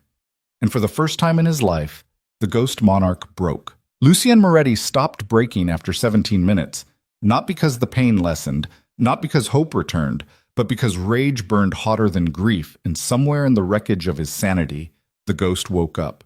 He'd been kneeling in his own blood long enough for it to dry sticky against his skin. The warehouse around him was silent, except for the drip of water through broken pipes and the distant rumble of harbor traffic. Damien had left him alive deliberately. No guards, no execution, just abandonment designed to maximize suffering. Mistake. Lucien forced his dislocated shoulder against the concrete pillar behind him and shoved hard. The joint popped back into place with a wet crack that echoed through the empty space. White-hot pain exploded across his vision, but he swallowed the scream and kept moving. The zip ties around his wrists were industrial grade, but his hands were slick with blood. He twisted, pulled, felt plastic cutting deeper into already raw skin. Didn't matter. Pain was just information. Information he could ignore. 5 minutes of methodical work, and the restraint snapped. Lucian stood on legs that barely held him and assessed damage. Cracked ribs. Dislocated shoulder now relocated. Concussion probable. Blood loss significant, but not critical. Combat effectiveness maybe 60%. Good enough. He found his phone smashed in the corner. Found his gun missing. Found the warehouse door unlocked because Damien wanted him to walk out broken. Wanted him to go home to his daughter and live with the weight of Serafina's sacrifice. Wanted him to give up. Lucien stepped into cold Boston night and smiled through split lips. He'd give Damien something, but it wouldn't be surrender.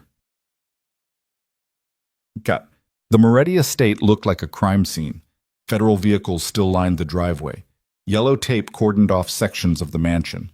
Armed agents moved through rooms cataloging evidence that would never make it to trial because Lucian owned half the judges in Boston, and the other half were smart enough to stay bought. He walked through the front door covered in blood. 3 agents drew weapons. "Stand down," their commander said, recognizing him. "Mr. Moretti, you need medical attention." "I need my daughter." "Sir." Lucian kept walking. They didn't stop him. He found Vivian in her bedroom surrounded by child services workers who scattered when they saw his face. The little girl looked up from where she sat clutching her teddy bear, eyes red from crying, and something in Lucien's chest shattered and reformed simultaneously. "Papa," she whispered. He crossed the room and pulled her into his arms, despite the way his ribs screamed protest. She wrapped herself around him like if she held tight enough the world couldn't tear them apart again. "You came back," Vivian said into his shoulder. "Always." "They took Serafina." "I know." "Are you going to get her?" The question hung in the air between them. Lucian thought about Damien's words, about the choice he'd been given. Honor Serafina's sacrifice and live without her, or chase her and watch her die. He looked at his daughter's face, saw Serafina in every expression Vivian made now, the way she tilted her head when thinking, the stubborn set of her jaw when upset, the kindness that somehow survived, despite growing up in darkness. "Yes," Lucian said. "I'm going to get her." "Promise?" "Promise." It was the easiest lie he'd ever told and the truest thing he'd ever meant. Marcus found him 2 hours later in the basement gym, hitting a heavy bag with methodical brutality despite the way each impact sent pain screaming through damaged ribs. "Boss," Marcus said carefully, "we need to talk." Lucien hit the bag again. "Talk." "The feds are clearing out. Custody challenge is officially withdrawn. Vivian's legally yours. Whatever Damien did, it worked." "I know." "So what's the play?" "We find Serafina." "Boss?" Lucien stopped hitting the bag and turned. Blood seeped through the bandages wrapped around his knuckles. Sweat mixed with older blood on his face. His eyes looked like winter. "We find her," he repeated. "I don't care how long it takes. I don't care what it costs. We find her and we bring her home." Marcus nodded slowly. Damien's going to be expecting that. "Good. Let him prepare. Won't matter. He could kill her the moment we get close. He could have killed her already and didn't. He wants me to suffer. That means keeping her alive as leverage." Lucien grabbed a towel. "Start pulling resources. I want every person Damien's talked to in the past month, every property he owns, every account he accesses. I want his entire life mapped and ready to burn." "That's going to take 48 hours. I'm giving him 48 hours of thinking he won. Then we go to war." Marcus left to make calls. Lucien stood alone in the basement, surrounded by weapons and weights, and the ghost of Serafina teaching him how to be human again, and made himself a promise. Damien Voss wanted to break him through suffering. Fine. Let him try. But when the ghost came for vengeance, Damien would learn that some monsters loved hard enough to burn the world down. Serafina woke to darkness and the smell of salt water. Her head throbbed, her wrists were bound. The floor beneath her rocked slightly with a rhythm that meant she was on a boat. She forced her eyes to adjust and took inventory. Small cabin, porthole showing nothing but black ocean, single door secured from the outside. Her nursing scrubs replaced with plain clothes she didn't recognize. No obvious injuries beyond the knot on her skull where someone had hit her. Professional kidnapping. Damien's people had practice. The door opened. A man stepped in, mid-30s, expensive suit, the kind of professionally neutral expression that meant private security, or worse. "You're awake," he observed. "Where am I?" "On a boat." "I figured that out. Where's the boat going?" "Somewhere Mr. Voss owns. That's all you need to know." Serafina tested the restraints binding her wrists. Zip ties again. Tight enough to restrict circulation, but not tight enough to cause immediate damage. They wanted her functional, which meant she had value, which meant negotiation was possible. "I want to talk to Damien," she said. "He'll talk to you when he's ready. Tell him I have information about Lucien's organization, asset locations, security protocols, financial accounts." The man studied her face. "You'd betray him?" "I'd do whatever keeps me alive long enough to escape and kill everyone responsible for this." Honesty worked better than lies sometimes. The man almost smiled. "I'll pass along the message." He left. Locked the door. Serafina sat in the rocking darkness and started planning. She'd spent a month learning to survive in Lucien's world, learning to shoot, to fight, to think like someone who valued survival over morality. The training kicked in now, assessing escape routes, cataloging potential weapons, calculating odds. The porthole was too small to fit through. The door was solid steel. The zip ties would take time to break. But time was a weapon too. Every hour Damien kept her alive was another hour Lucien had to find her. If he was looking, if he wasn't honoring her sacrifice, if she meant enough. The doubt crept in like cold water. Serafina pushed it back down and started working on the zip ties with methodical patience, using the sharp edge of a bolt protruding from the cabin wall to saw through plastic fiber by fiber. She'd saved a crime lord's life once. She could save her own. Kibag. 48 hours passed like years. Lucien spent them becoming the monster he'd tried to leave behind. His people mapped Damien's entire empire. 18 properties across 3 states, 14 shell companies, 27 known associates, every thread connecting back to one central truth. Damien Voss had been planning this war for months, and Serafina's kidnapping was just the opening move. "He's consolidating power," Marcus reported during their 3rd strategy session. "Taking over territories while you're distracted. 5 of our operations hit in the past day. He thinks you're broken." "Let him think that," Lucien said, studying the map spread across his desk. "What about Serafina?" "No confirmed sightings, but we tracked movement on one of Damien's boats leaving Boston Harbor the night she disappeared. Headed south. Coast Guard lost it near Rhode Island. He took her by water. Looks like. Check every marina, every private dock, every property with boat access. Start in Rhode Island and work south. That's hundreds of locations. Then use hundreds of people. I don't care what it costs." Marcus made notes. "Boss, even if we find her, extracting her from Damien's custody without getting her killed, we'll get her out." "How?" Lucien looked up and Marcus saw something in those gray eyes that made him step back instinctively. "However necessary," Lucien said quietly. "Check." On the 3rd day they found her. A private estate on the Connecticut coast, registered to a shell company owned by Richard Voss, Damien's lawyer brother. Satellite imagery showed a main house, guest house, private dock, and enough security to guard a head of state. "That's where she is," Lucien said with absolute certainty. "We don't have confirmation," Marcus warned. "We don't need it. Damien's using his brother's property because he thinks the legal shield protects him. It doesn't. We hit this, we're starting an all-out war. We're finishing one." Lucien assembled his team. 12 men, handpicked, loyal enough to follow him into certain death and skilled enough that death wouldn't be certain. They met in the estate's armory where enough weapons to outfit a small militia waited on steel racks. Lucien methodically selected gear, body armor, tactical rig, enough ammunition to siege a compound, and the same gun he'd carried when he built his empire through blood and fear. The ghost was going hunting. "We go in quiet," he briefed the team. "Extract Serafina. Anyone who gets between us and her goes down. No hesitation, no mercy. Questions?" "What about Damien?" one of the men asked. "If he's there, he dies. If he's not, we'll find him after." They loaded into vehicles and drove south through pre-dawn darkness. Lucien sat in the back watching Connecticut coastline blur past and thought about Serafina, about her hands pulling bullets from his chest, about her voice reading to him in a basement apartment, about the way she'd called his mansion a tomb and brought it back to life through sheer stubborn kindness, about Vivian calling her mama, about everything he'd never said because men like him didn't know how to speak in anything except violence and silence. If she died before he could fix that, he'd burn the world to ash. Starting with Damien Voss. Book. The estate materialized through morning fog like something out of a nightmare. High walls, surveillance cameras, armed guards patrolling perimeter, the kind of security that screamed guilt and fear.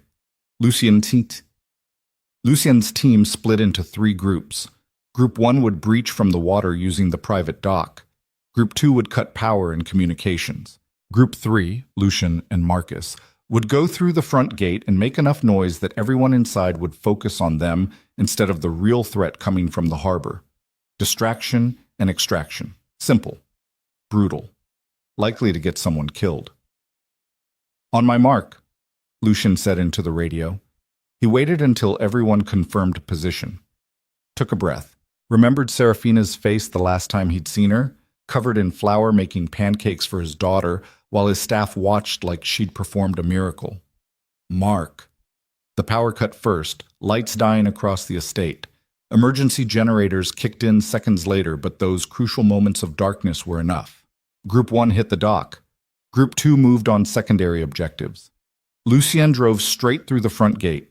Metal shrieked. Alarms screamed. Guards materialized from security stations with weapons raised, but Lucien was already moving, out of the vehicle, gun up, firing with the kind of precision that came from decades of violence. 2 guards down before they could aim. 3 more scrambling for cover. Marcus flanked right, providing suppression fire. Lucien advanced through the chaos like he was back in the days before empires and mansions, when survival meant being faster, meaner, and more willing to die than the other guy. A bullet cracked past his ear. He returned fire. Another guard fell.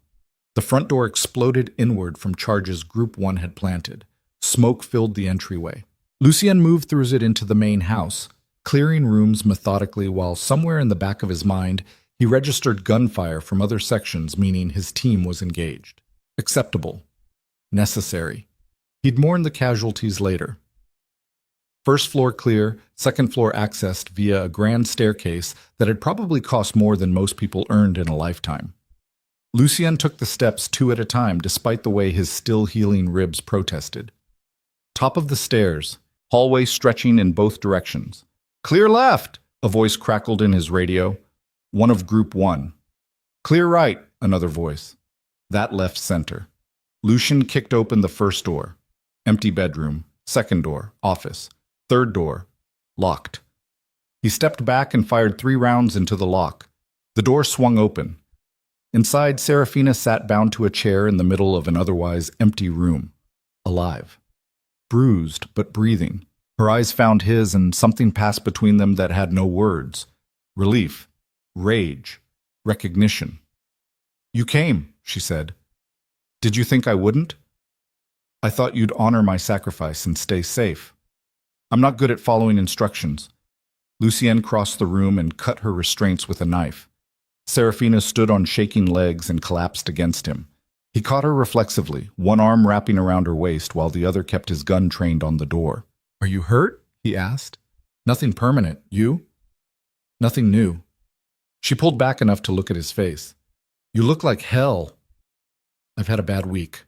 Despite everything, the gunfire still echoing through the house, the blood on his clothes, the danger pressing in from all sides, Serafina almost smiled. We need to move, Lucien said. Where's Damien? Not here. This is his brother's property. So this was just the holding cell. Looks like. Marcus appeared in the doorway. Boss, we got a problem. What kind? The kind with helicopters and federal badges. Someone called in a raid. We've got maybe 5 minutes before this place is swarming with agents. Lucien swore. Damien called it in. He knew we'd come. It's a trap, Serafina said. It was always a trap. He pulled her toward the door. We're leaving anyway. They moved through the house as a unit, Lucien leading, Marcus covering rear, Serafina between them. The estate had transformed into a war zone, bodies in expensive security uniforms, bullet holes in imported wallpaper, the smell of cordite thick enough to taste. Group 1 had secured the dock. The boats waited. They were 10 feet from escape when Damien Voss stepped out of the guest house with a gun aimed at Serafina's head. Everyone froze. Lucy Yen, Damien said pleasantly. Right on time. Let her go. Or what, you'll shoot me? Fine. But my finger's on this trigger, and Dead Man's reflex is a real thing. You shoot me, she dies too. The Mexican standoff crystallized in morning light. Lucian's team had weapons trained on Damien. Damien had his weapon trained on Serafina. Federal helicopters grew louder in the distance. Here's how this works, Damien continued. You put down your guns, tell your people to stand down, walk away, or I paint the dock with her brain matter and deal with the consequences. You wanted me broken, Lucian said. You wanted me to suffer. Killing her defeats the purpose. Maybe I'm tired of the long game. You're bluffing. Want to test that theory? Serafina looked at Lucien and saw him calculating odds, weighing choices, trying to find the angle that saved her without surrendering everything. She'd spent a month learning from him, learning to shoot, to fight, to survive. Time to see if the lessons took. Lucien, she said quietly. Don't. Trust me. Then she moved, dropped straight down like her legs had given out, removing herself from Damien's line of fire. Lucienne fired before she hit the deck. The bullet took Damien in the shoulder, spinning him sideways. His gun discharged wild. Marcus fired. 2 other team members fired. Damien went down hard, blood spreading across expensive flagstones. Not dead, but close. Lucien dragged Serafina to her feet and they ran for the boats, while behind them federal helicopters crested the tree line and orders to freeze crackled through loudspeakers. The boats roared to life. They were 50 yards offshore when the first agents hit the dock, 200 yards out when someone opened fire. Bullets stitched water around them, but the range was too far for accuracy. By the time federal boats scrambled to pursue, Lucien's team had disappeared into the maze of coastal islands where the Atlantic met Connecticut Sound. They ditched the boats an hour later, switched to vehicles staged at a private marina, drove back to Boston through morning traffic while Serafina sat in the back seat shaking from adrenaline crash, and Lucien kept one hand on her knee like he needed to confirm she was real. That was stupid, he said finally. It worked. You could have died. So could you. That's the whole point of this life, isn't it? We could all die any second, so we might as well do it for something that matters. Lucien looked at her and saw the transformation complete. The nurse who pulled him from a snowbank was gone. In her place sat someone harder, sharper, forged in the same darkness that had made him. It should have horrified him. Instead, it felt like recognition. When we get back, he said, we're ending this. Damien, his organization, everyone who helped him, I'm burning it all down. Good. It's going to be bloody. I know. People we care about might get hurt. Then we protect them better than we protected ourselves. Marcus glanced in the rearview mirror. Boss, we got another problem. What now? Message from one of our people inside the federal system. They're issuing warrants. For you, for Serafina, for everyone on the extraction team. We just became the most wanted people in Boston. Lucien's jaw tightened. Damien's still moving pieces. Even bleeding out, he's orchestrating this. So what do we do? Serafina asked. We move faster than he does. We hit him before the warrants execute. We end this tonight. He'll be in a hospital, Marcus said, guarded, surrounded by federal agents and his own security. Good. Makes him easier to find. You want to attack a hospital? I want to finish what should have ended in that warehouse. Lucien pulled out his phone and started making calls. Get everyone we have, every resource, every favor owed. I want Damien Voss dead before midnight. The car sped through Boston streets while behind them, the machinery of law enforcement ground into motion, and ahead of them, a crime lord lay bleeding in a hospital bed, still moving pieces on a board he thought he controlled. But Lucien Moretti had learned something in the past weeks. Sometimes the best strategy wasn't careful planning. Sometimes it was overwhelming force applied without mercy. Sometimes you just burned everything down and sorted through the ashes after.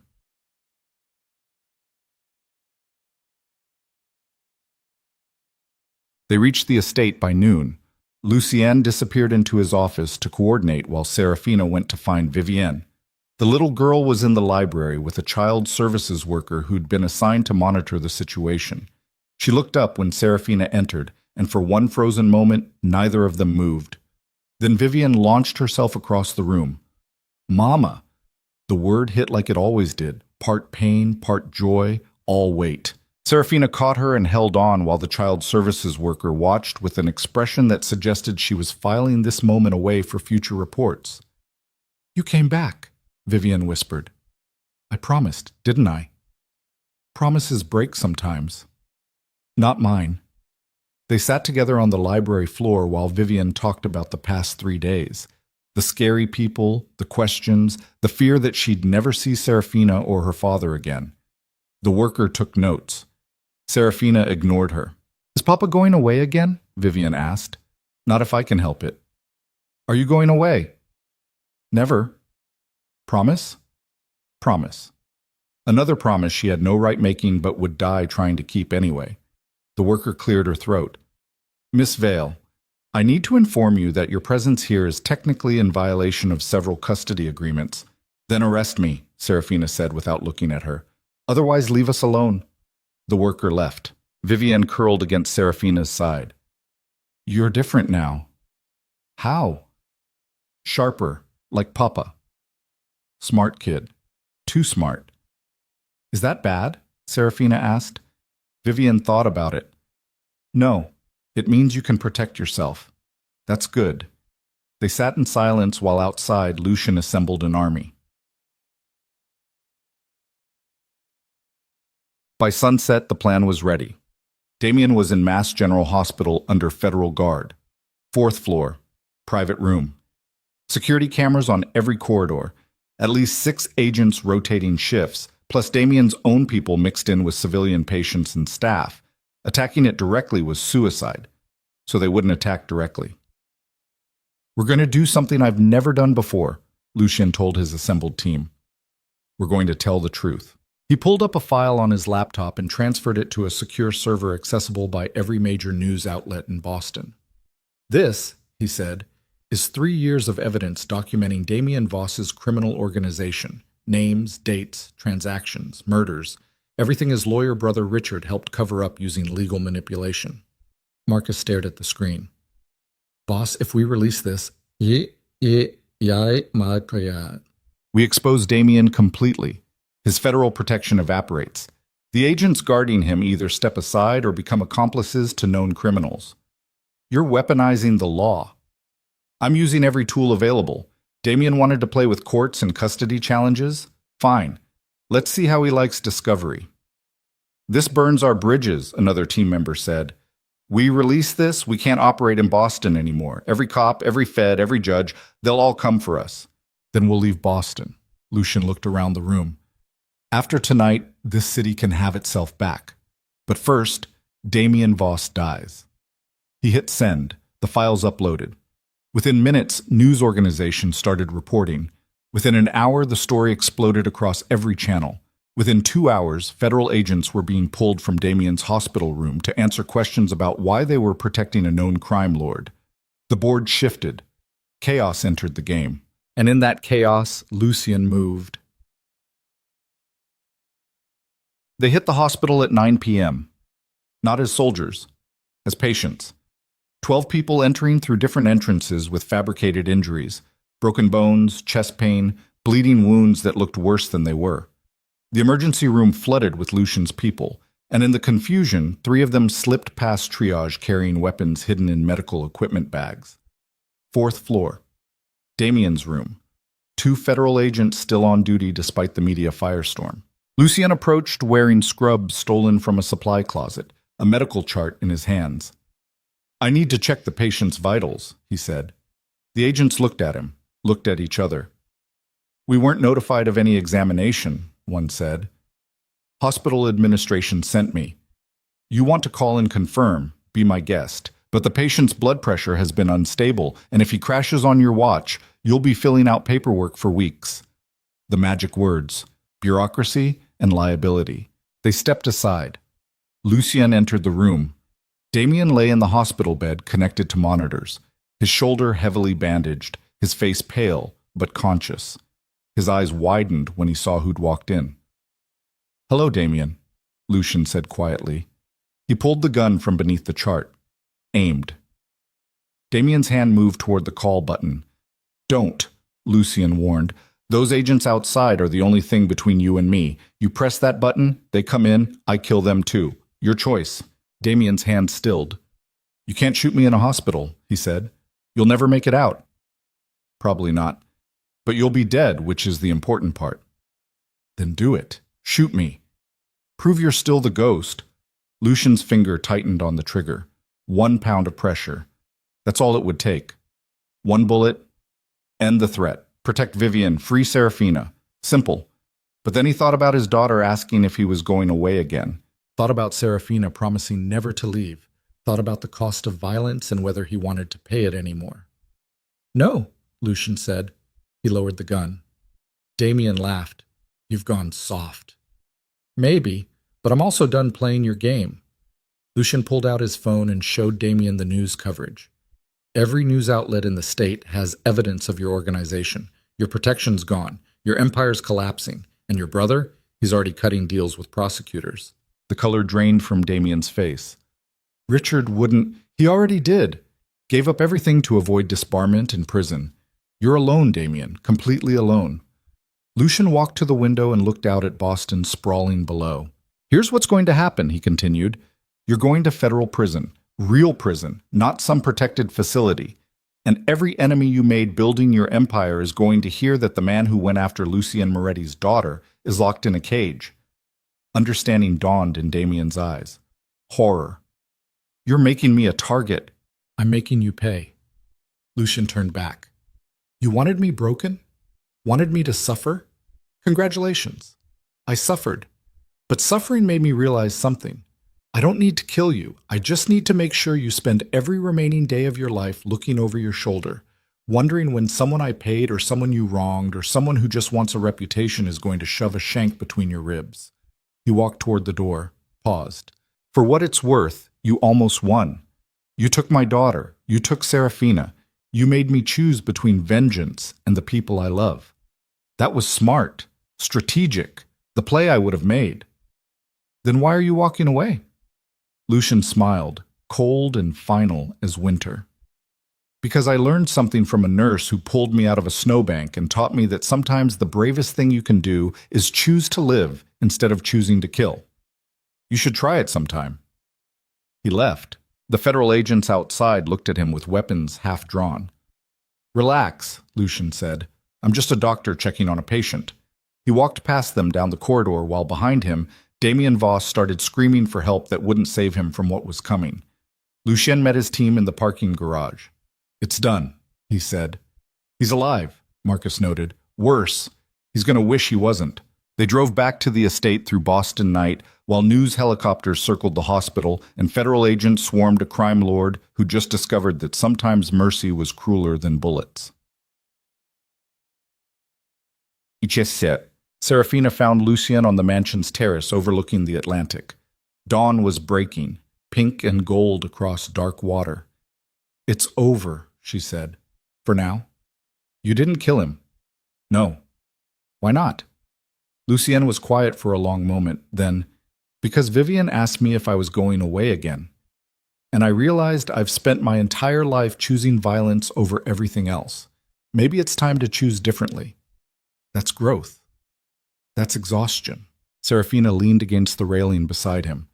"So what happens now?" "Federal warrants are still active. We can't stay in Boston." "Where do we go?" "Somewhere far from here, somewhere Vivian can grow up without armed guards and safe rooms. Somewhere—" He trailed off. "Somewhere normal," Serafina suggested. "Is that even possible for people like us?" "Only one way to find out." They stood watching the sun rise over the city that had made them and broken them and forced them to become something new. Behind them, Vivian appeared in the doorway, rubbing sleep from her eyes. Papa? Serafina? Are you leaving? They turned. Looked at this little girl who'd survived more than any child should. Yes, Lucian said. We're leaving. All of us. Together. Where are we going?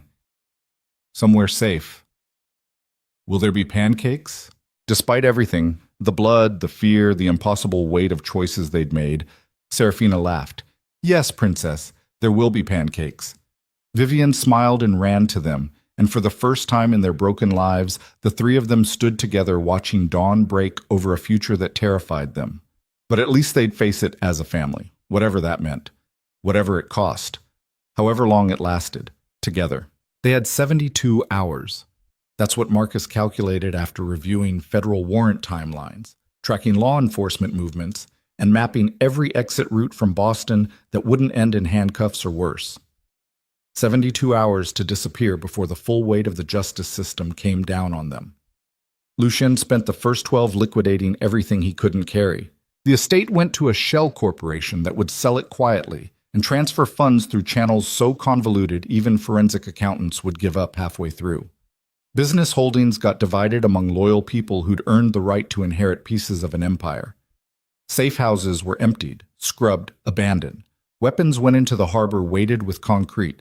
The ghost monarch was dismantling himself piece by piece. Serafina watched from the library window as moving trucks came and went, carrying away furniture and art, and the physical evidence of Lucien's entire life.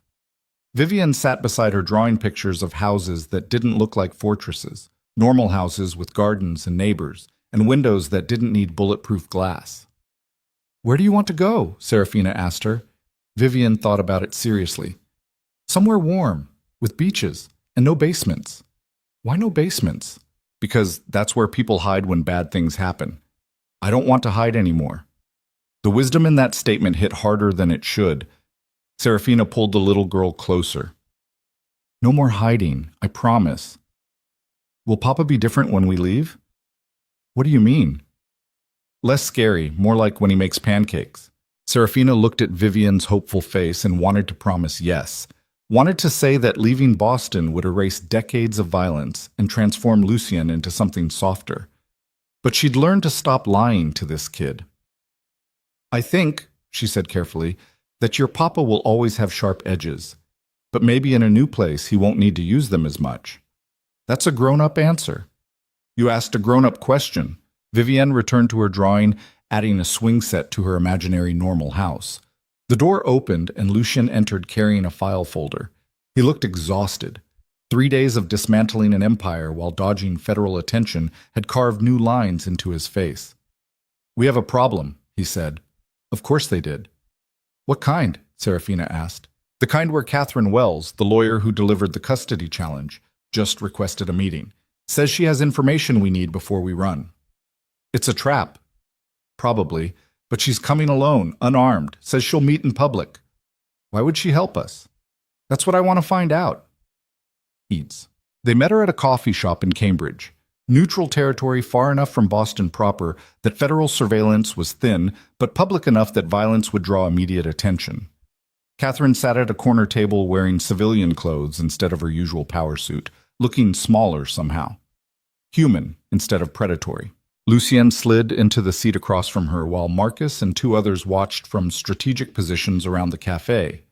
Serafina stayed back with Vivian at the estate. No reason to risk the child in whatever game Catherine was playing. Thank you for coming, Catherine said. You have 5 minutes. I'll need less. She pushed a manila envelope across the table. This is everything I have on Damien Voss's organization. Financial records, communications, evidence of conspiracy to commit kidnapping, fraud, and about 40 other charges. Lucien didn't touch the envelope. Why? Because I'm a lawyer, not a monster. What Damien had me do, using a dead woman's estate to steal a child, I can rationalize a lot of moral flexibility, but that crossed lines I didn't know I had. You could have said no. I could have. I didn't. That's on me. Catherine's hands wrapped around her coffee cup like she needed the warmth. But I can help fix it. Those documents prove the custody challenge was fraudulent. They prove Richard Voss committed perjury. They give you leverage if federal prosecutors try to use Vivian against you. Prosecutors don't negotiate with people under warrant. They do if you give them bigger fish. Damien's organization is bigger than yours ever was, Lucian. Wider reach, more federal interest. You offer them that wrapped in a bow, they might consider immunity for testimony. Might? Better odds than running. Lucien studied her face, looking for the angle, the trap, the inevitable betrayal. Found only guilt and something that looked like genuine regret. "What do you want in exchange?" he asked. "Nothing. Nobody does something for nothing.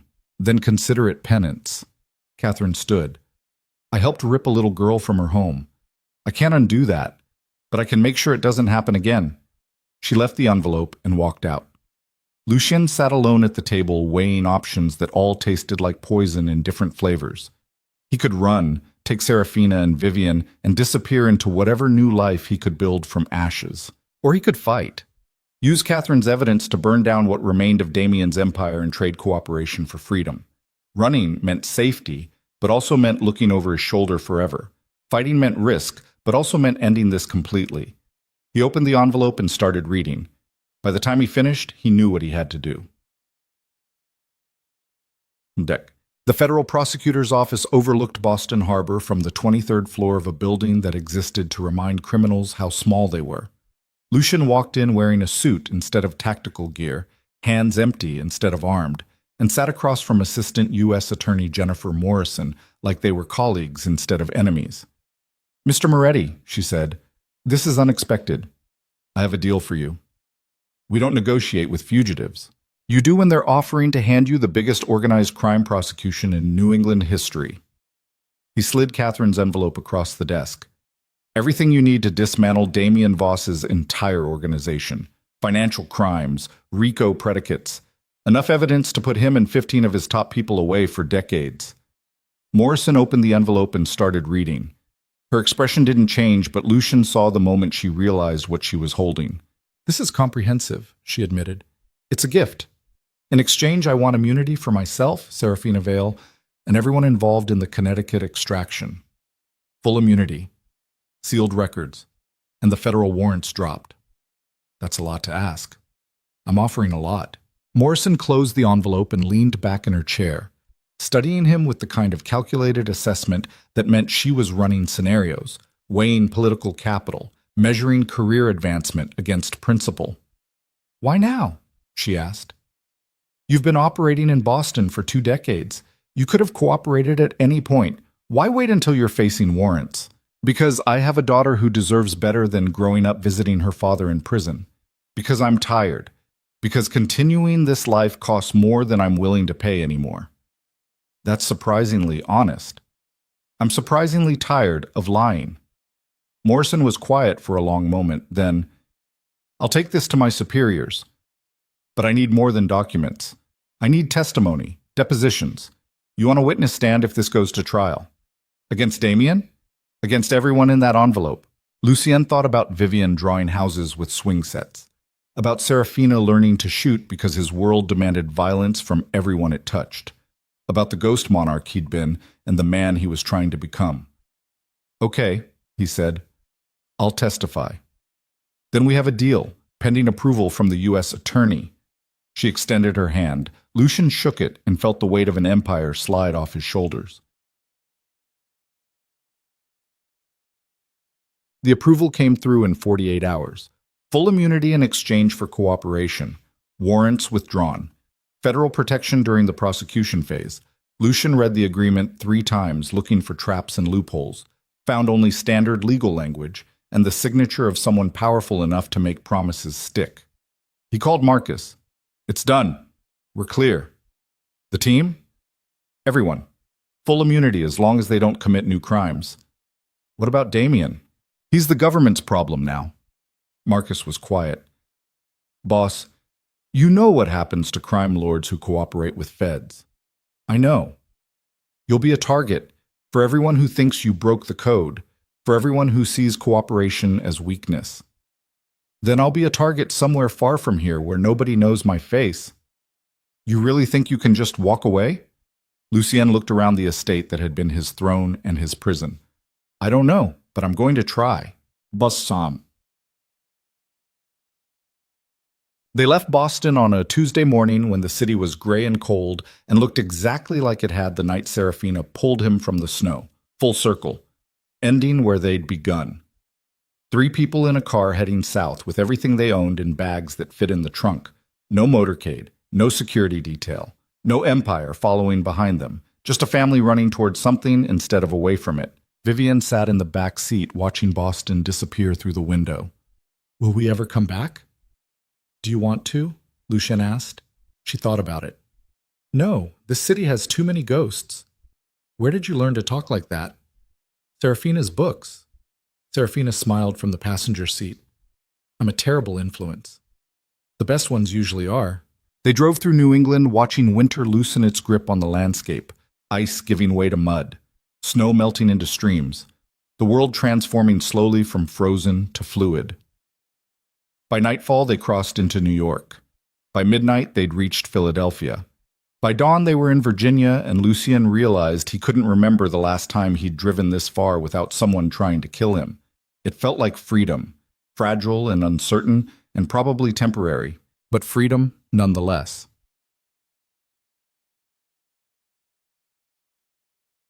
They stopped in a small coastal town in North Carolina where nobody knew them and nobody cared. Rented a house 3 blocks from the beach. Nothing like the mansion, everything like the life Vivian had drawn in her pictures.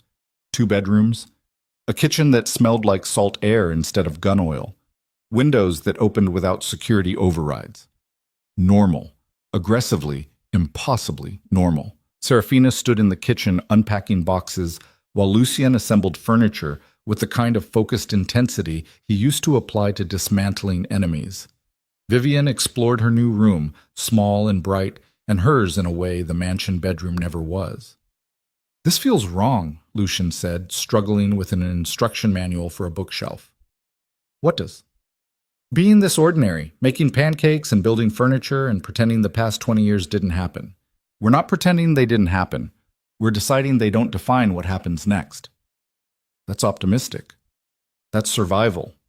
He looked at her, really looked, and saw someone transformed by the same darkness that had made him, but shaped differently by it.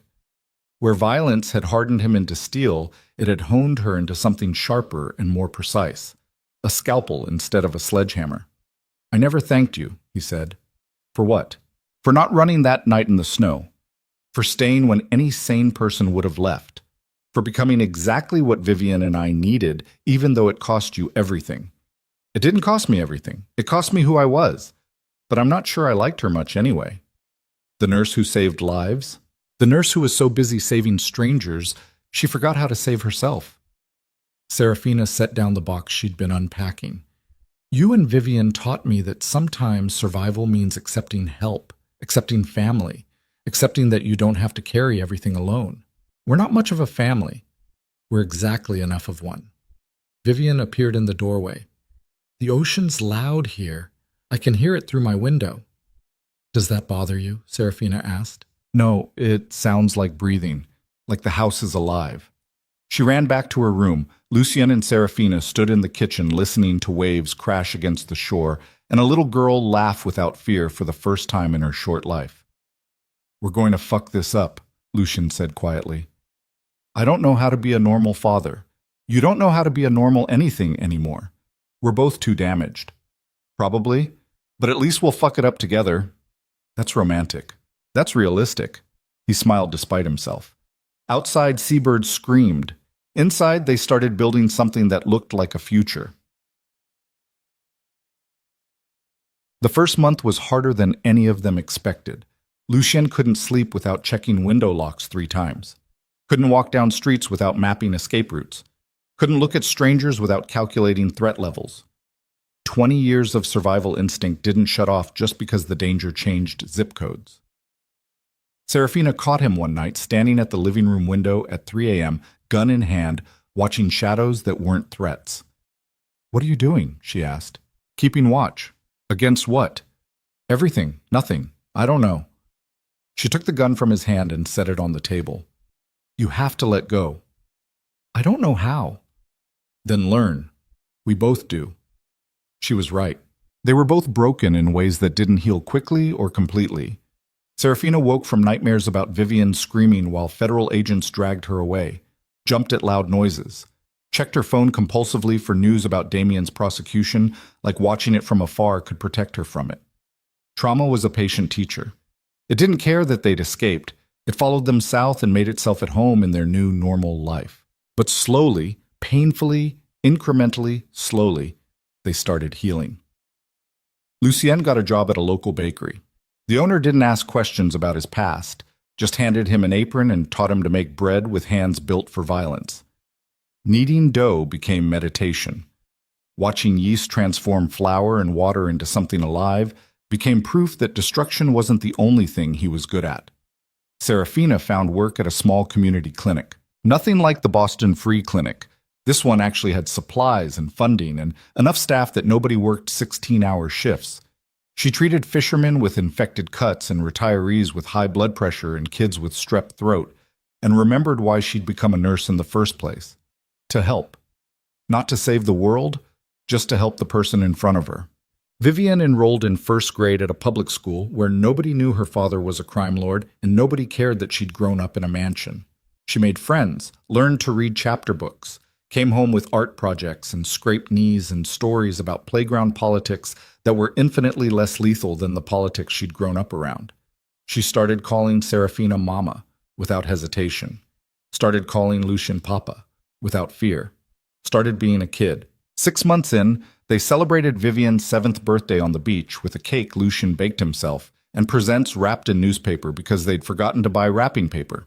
It was small and imperfect and absolutely nothing like the elaborate parties Lucien used to throw in the Boston mansion where hired entertainers performed for children who were too scared of their parents to enjoy themselves.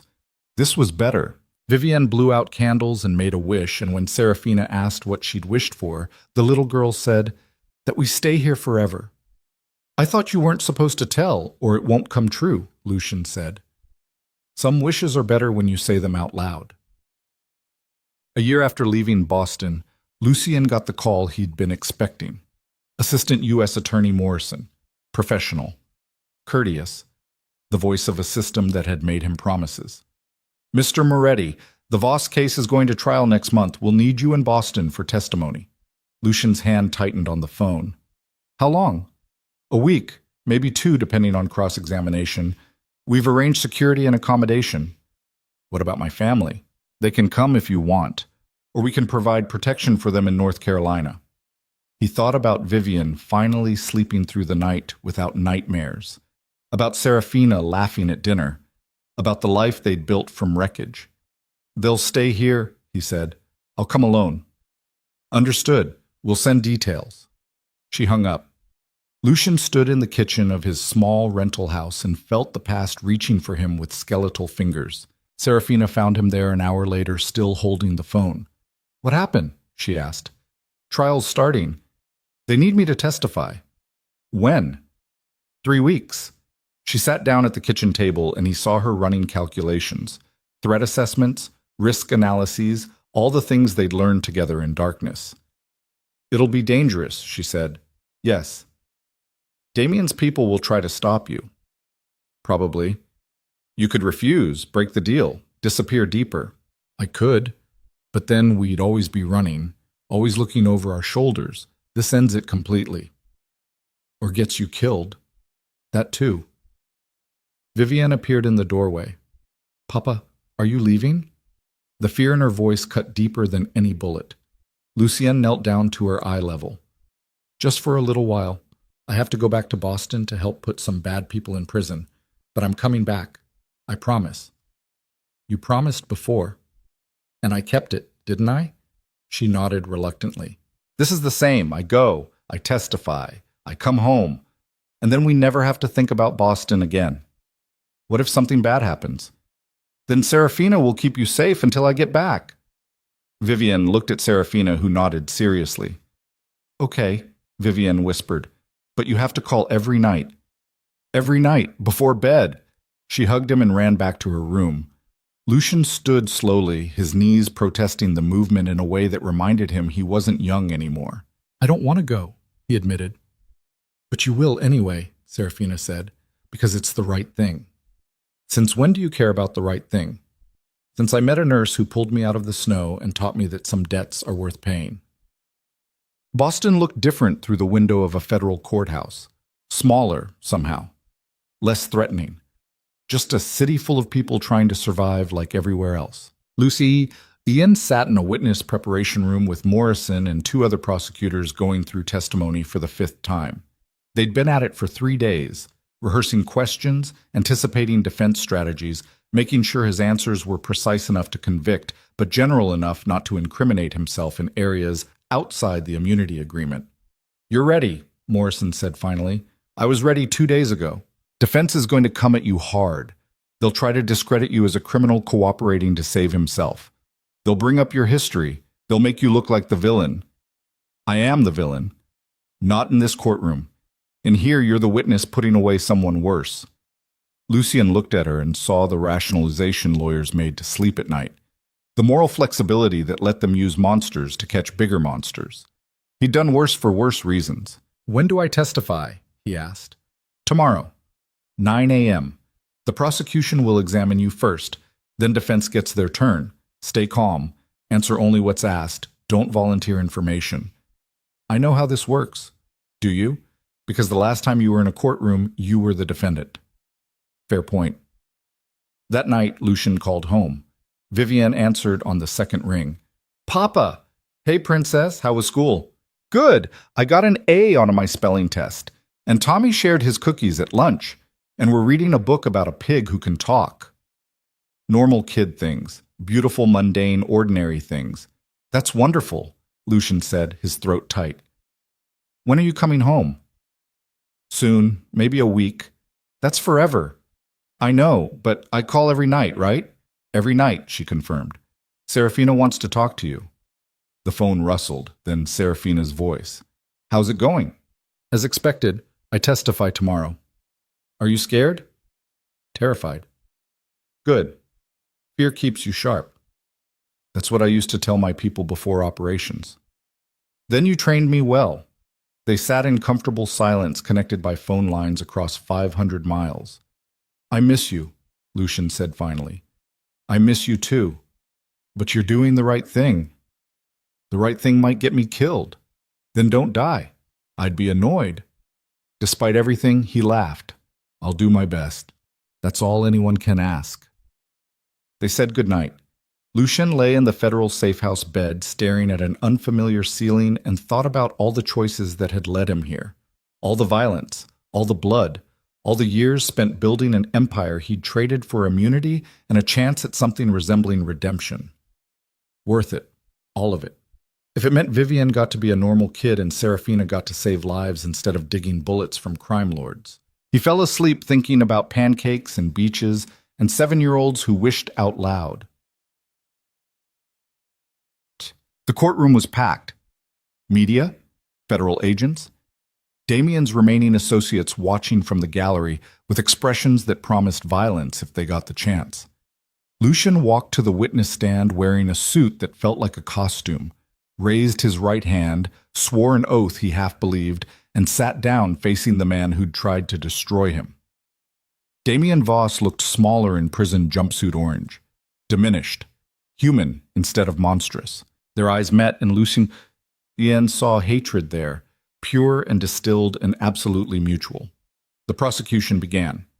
Morrison walked him through his history with Damien, their partnership, the gradual deterioration, the ambush that left Lucien with 16 bullets, the custody challenge, the kidnapping. Lucien answered every question with careful precision. Yes, Damien Voss ordered the attack. Yes, the custody challenge was fraudulent. Yes, Damien had orchestrated Serafina's kidnapping as leverage.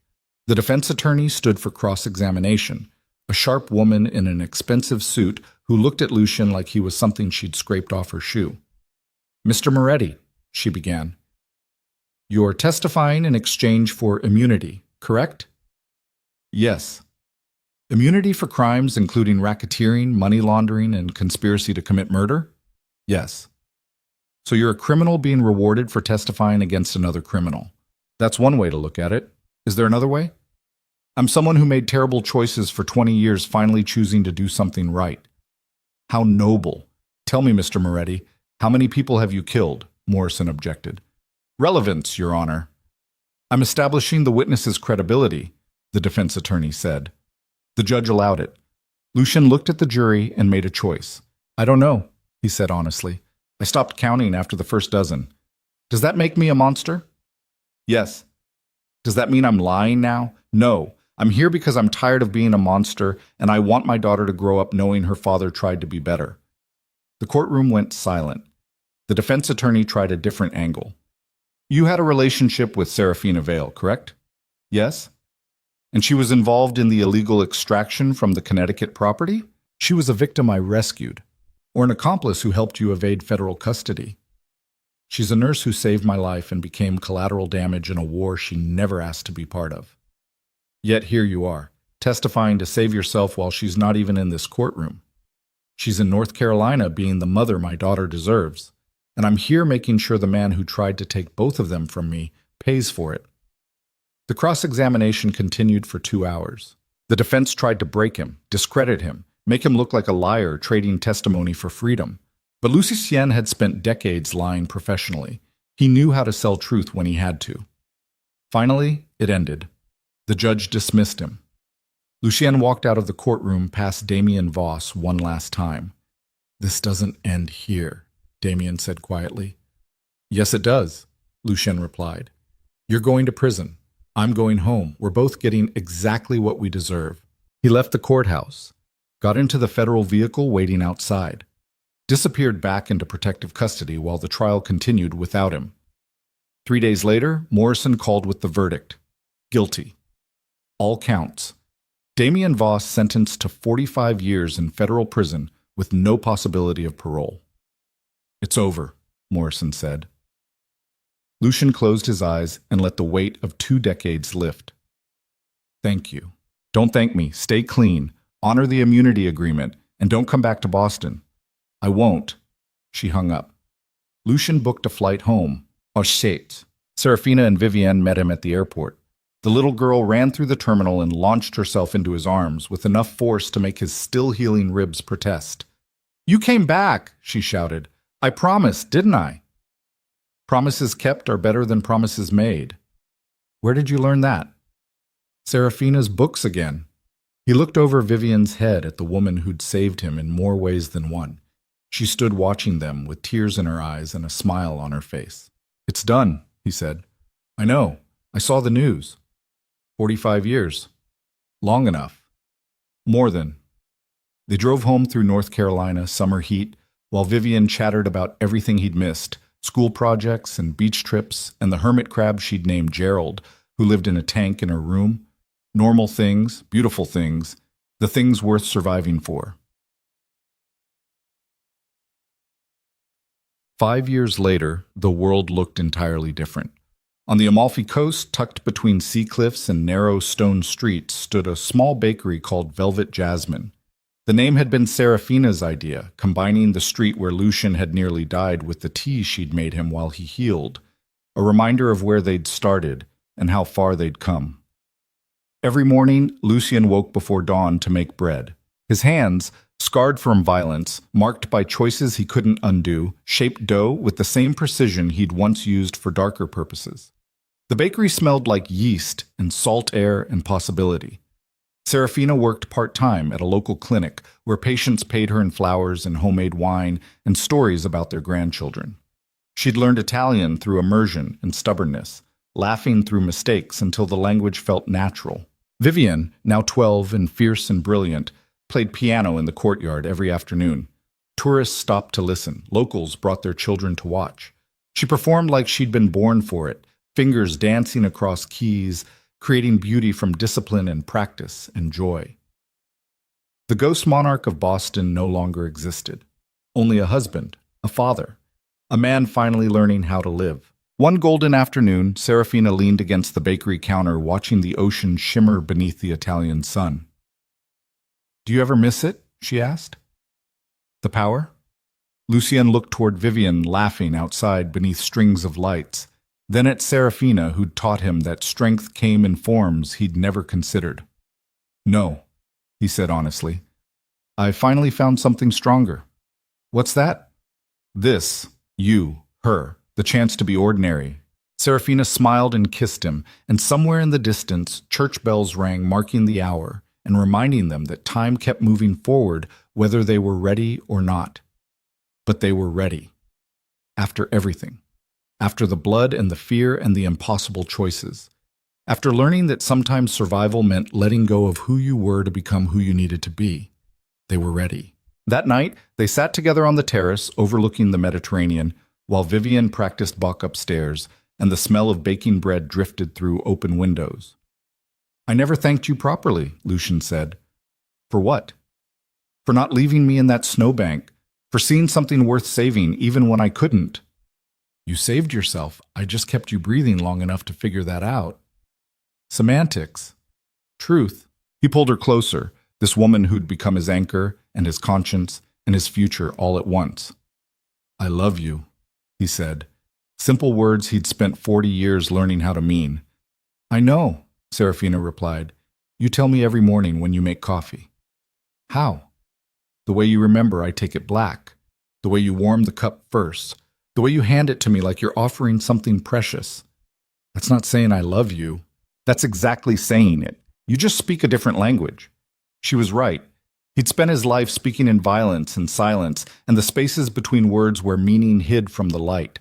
But she'd learned to translate, learned to hear the declarations in mundane gestures, learned to love a monster as he transformed into something almost human. Vivian appeared on the terrace. "I finished practicing. Can we walk to the beach?" "It's late," Serafina said. "Please?" "Just to the water?" They looked at each other and nodded. The three of them walked down narrow streets where laundry hung between buildings, and cats watched from stone walls and the Mediterranean breathed against the shore in rhythms older than empires. At the beach, Vivian ran ahead chasing waves while Lucien and Serafina followed more slowly, hands linked, watching the girl who'd survived impossible circumstances become exactly who she was meant to be. "We did okay," Serafina said quietly. "We did better than okay. She's happy. She's alive and healthy and happy. That's everything." They stood at the water's edge while night settled over the coast and stars began appearing in the darkening sky. Vivian collected shells, waves erased footprints. The world kept spinning. And for the first time in their broken lives, that was enough, more than enough. Everything they'd fought for and bled for and nearly died for crystallized into this single perfect moment where the past didn't matter and the future could wait.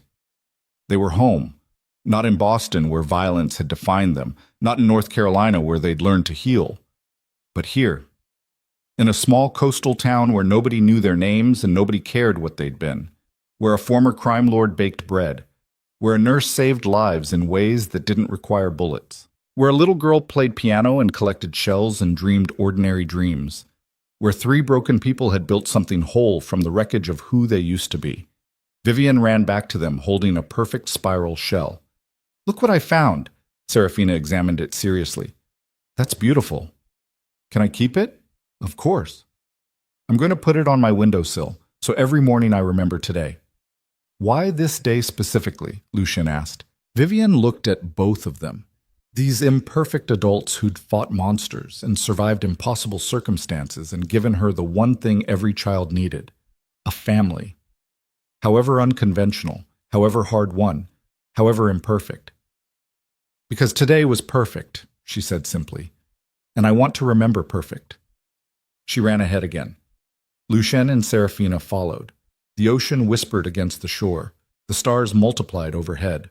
And somewhere in the darkness, the ghosts of who they'd been faded into memory. Not forgotten. Never forgotten. But finally, mercifully, left behind. They walked home through Italian twilight while Vivienne sang off-key and kicked sand and embodied every ordinary, extraordinary moment they'd fought to give her. Tomorrow, Lucien would wake before dawn and make bread. Serafina would treat patients at the clinic. Vivienne would go to school and practice piano and complain about homework. Ordinary. Gloriously, impossibly ordinary. The life they'd earned through blood and sacrifice and the stubborn refusal to let darkness win. And when they finally reached the bakery and climbed the stairs to their small apartment above it and tucked Vivian into bed with her perfect shell on the windowsill, Lucien stood in the doorway watching his daughter sleep. Serafina joined him. "No regrets?" she whispered. "About leaving Boston? About testifying? About walking away from everything I built?" Yes. Lucien thought about the ghost monarch he'd been, the empire he'd commanded, the fear he'd inspired and the respect he'd demanded and the power he'd wielded like a weapon. Then he thought about this. A bakery, a clinic, a little girl who called him Papa without fear, a woman who'd seen the worst of him and chosen to stay anyway. "No regrets," he said. "Not a single one." They closed Vivian's door and walked to their bedroom where windows overlooked the Mediterranean and the smell of jasmine drifted on night air and the world felt safe enough to sleep in. Lucien pulled Serafina close. She rested her head against his chest where 16 bullet scars marked the places she'd saved him first. "Thank you," he whispered into her hair. "For what?" "For dragging me out of the snow. For refusing to let me die. For teaching me that monsters can learn to be human if someone loves them hard enough. You were always human, you just forgot for a while. And you remembered for me. Someone had to." They fell asleep to the sound of waves and each other's breathing. Two people who'd found each other in darkness and built a life in light. Not perfect, never perfect, but real and hard-won, and absolutely theirs. And when morning came and Lucien woke to make bread, and Serafina made coffee, and Vivian stumbled sleepy-eyed to breakfast, they did it all again. The beautiful ordinary rhythm of survival, the quiet victory of waking up safe, the profound gift of a second chance neither of them deserved, but both had earned through sheer stubborn refusal to let the past define the future. Boston was a lifetime away. The ghost was dead. And Lucien Moretti, baker, father, husband, survivor, was finally, impossibly, free.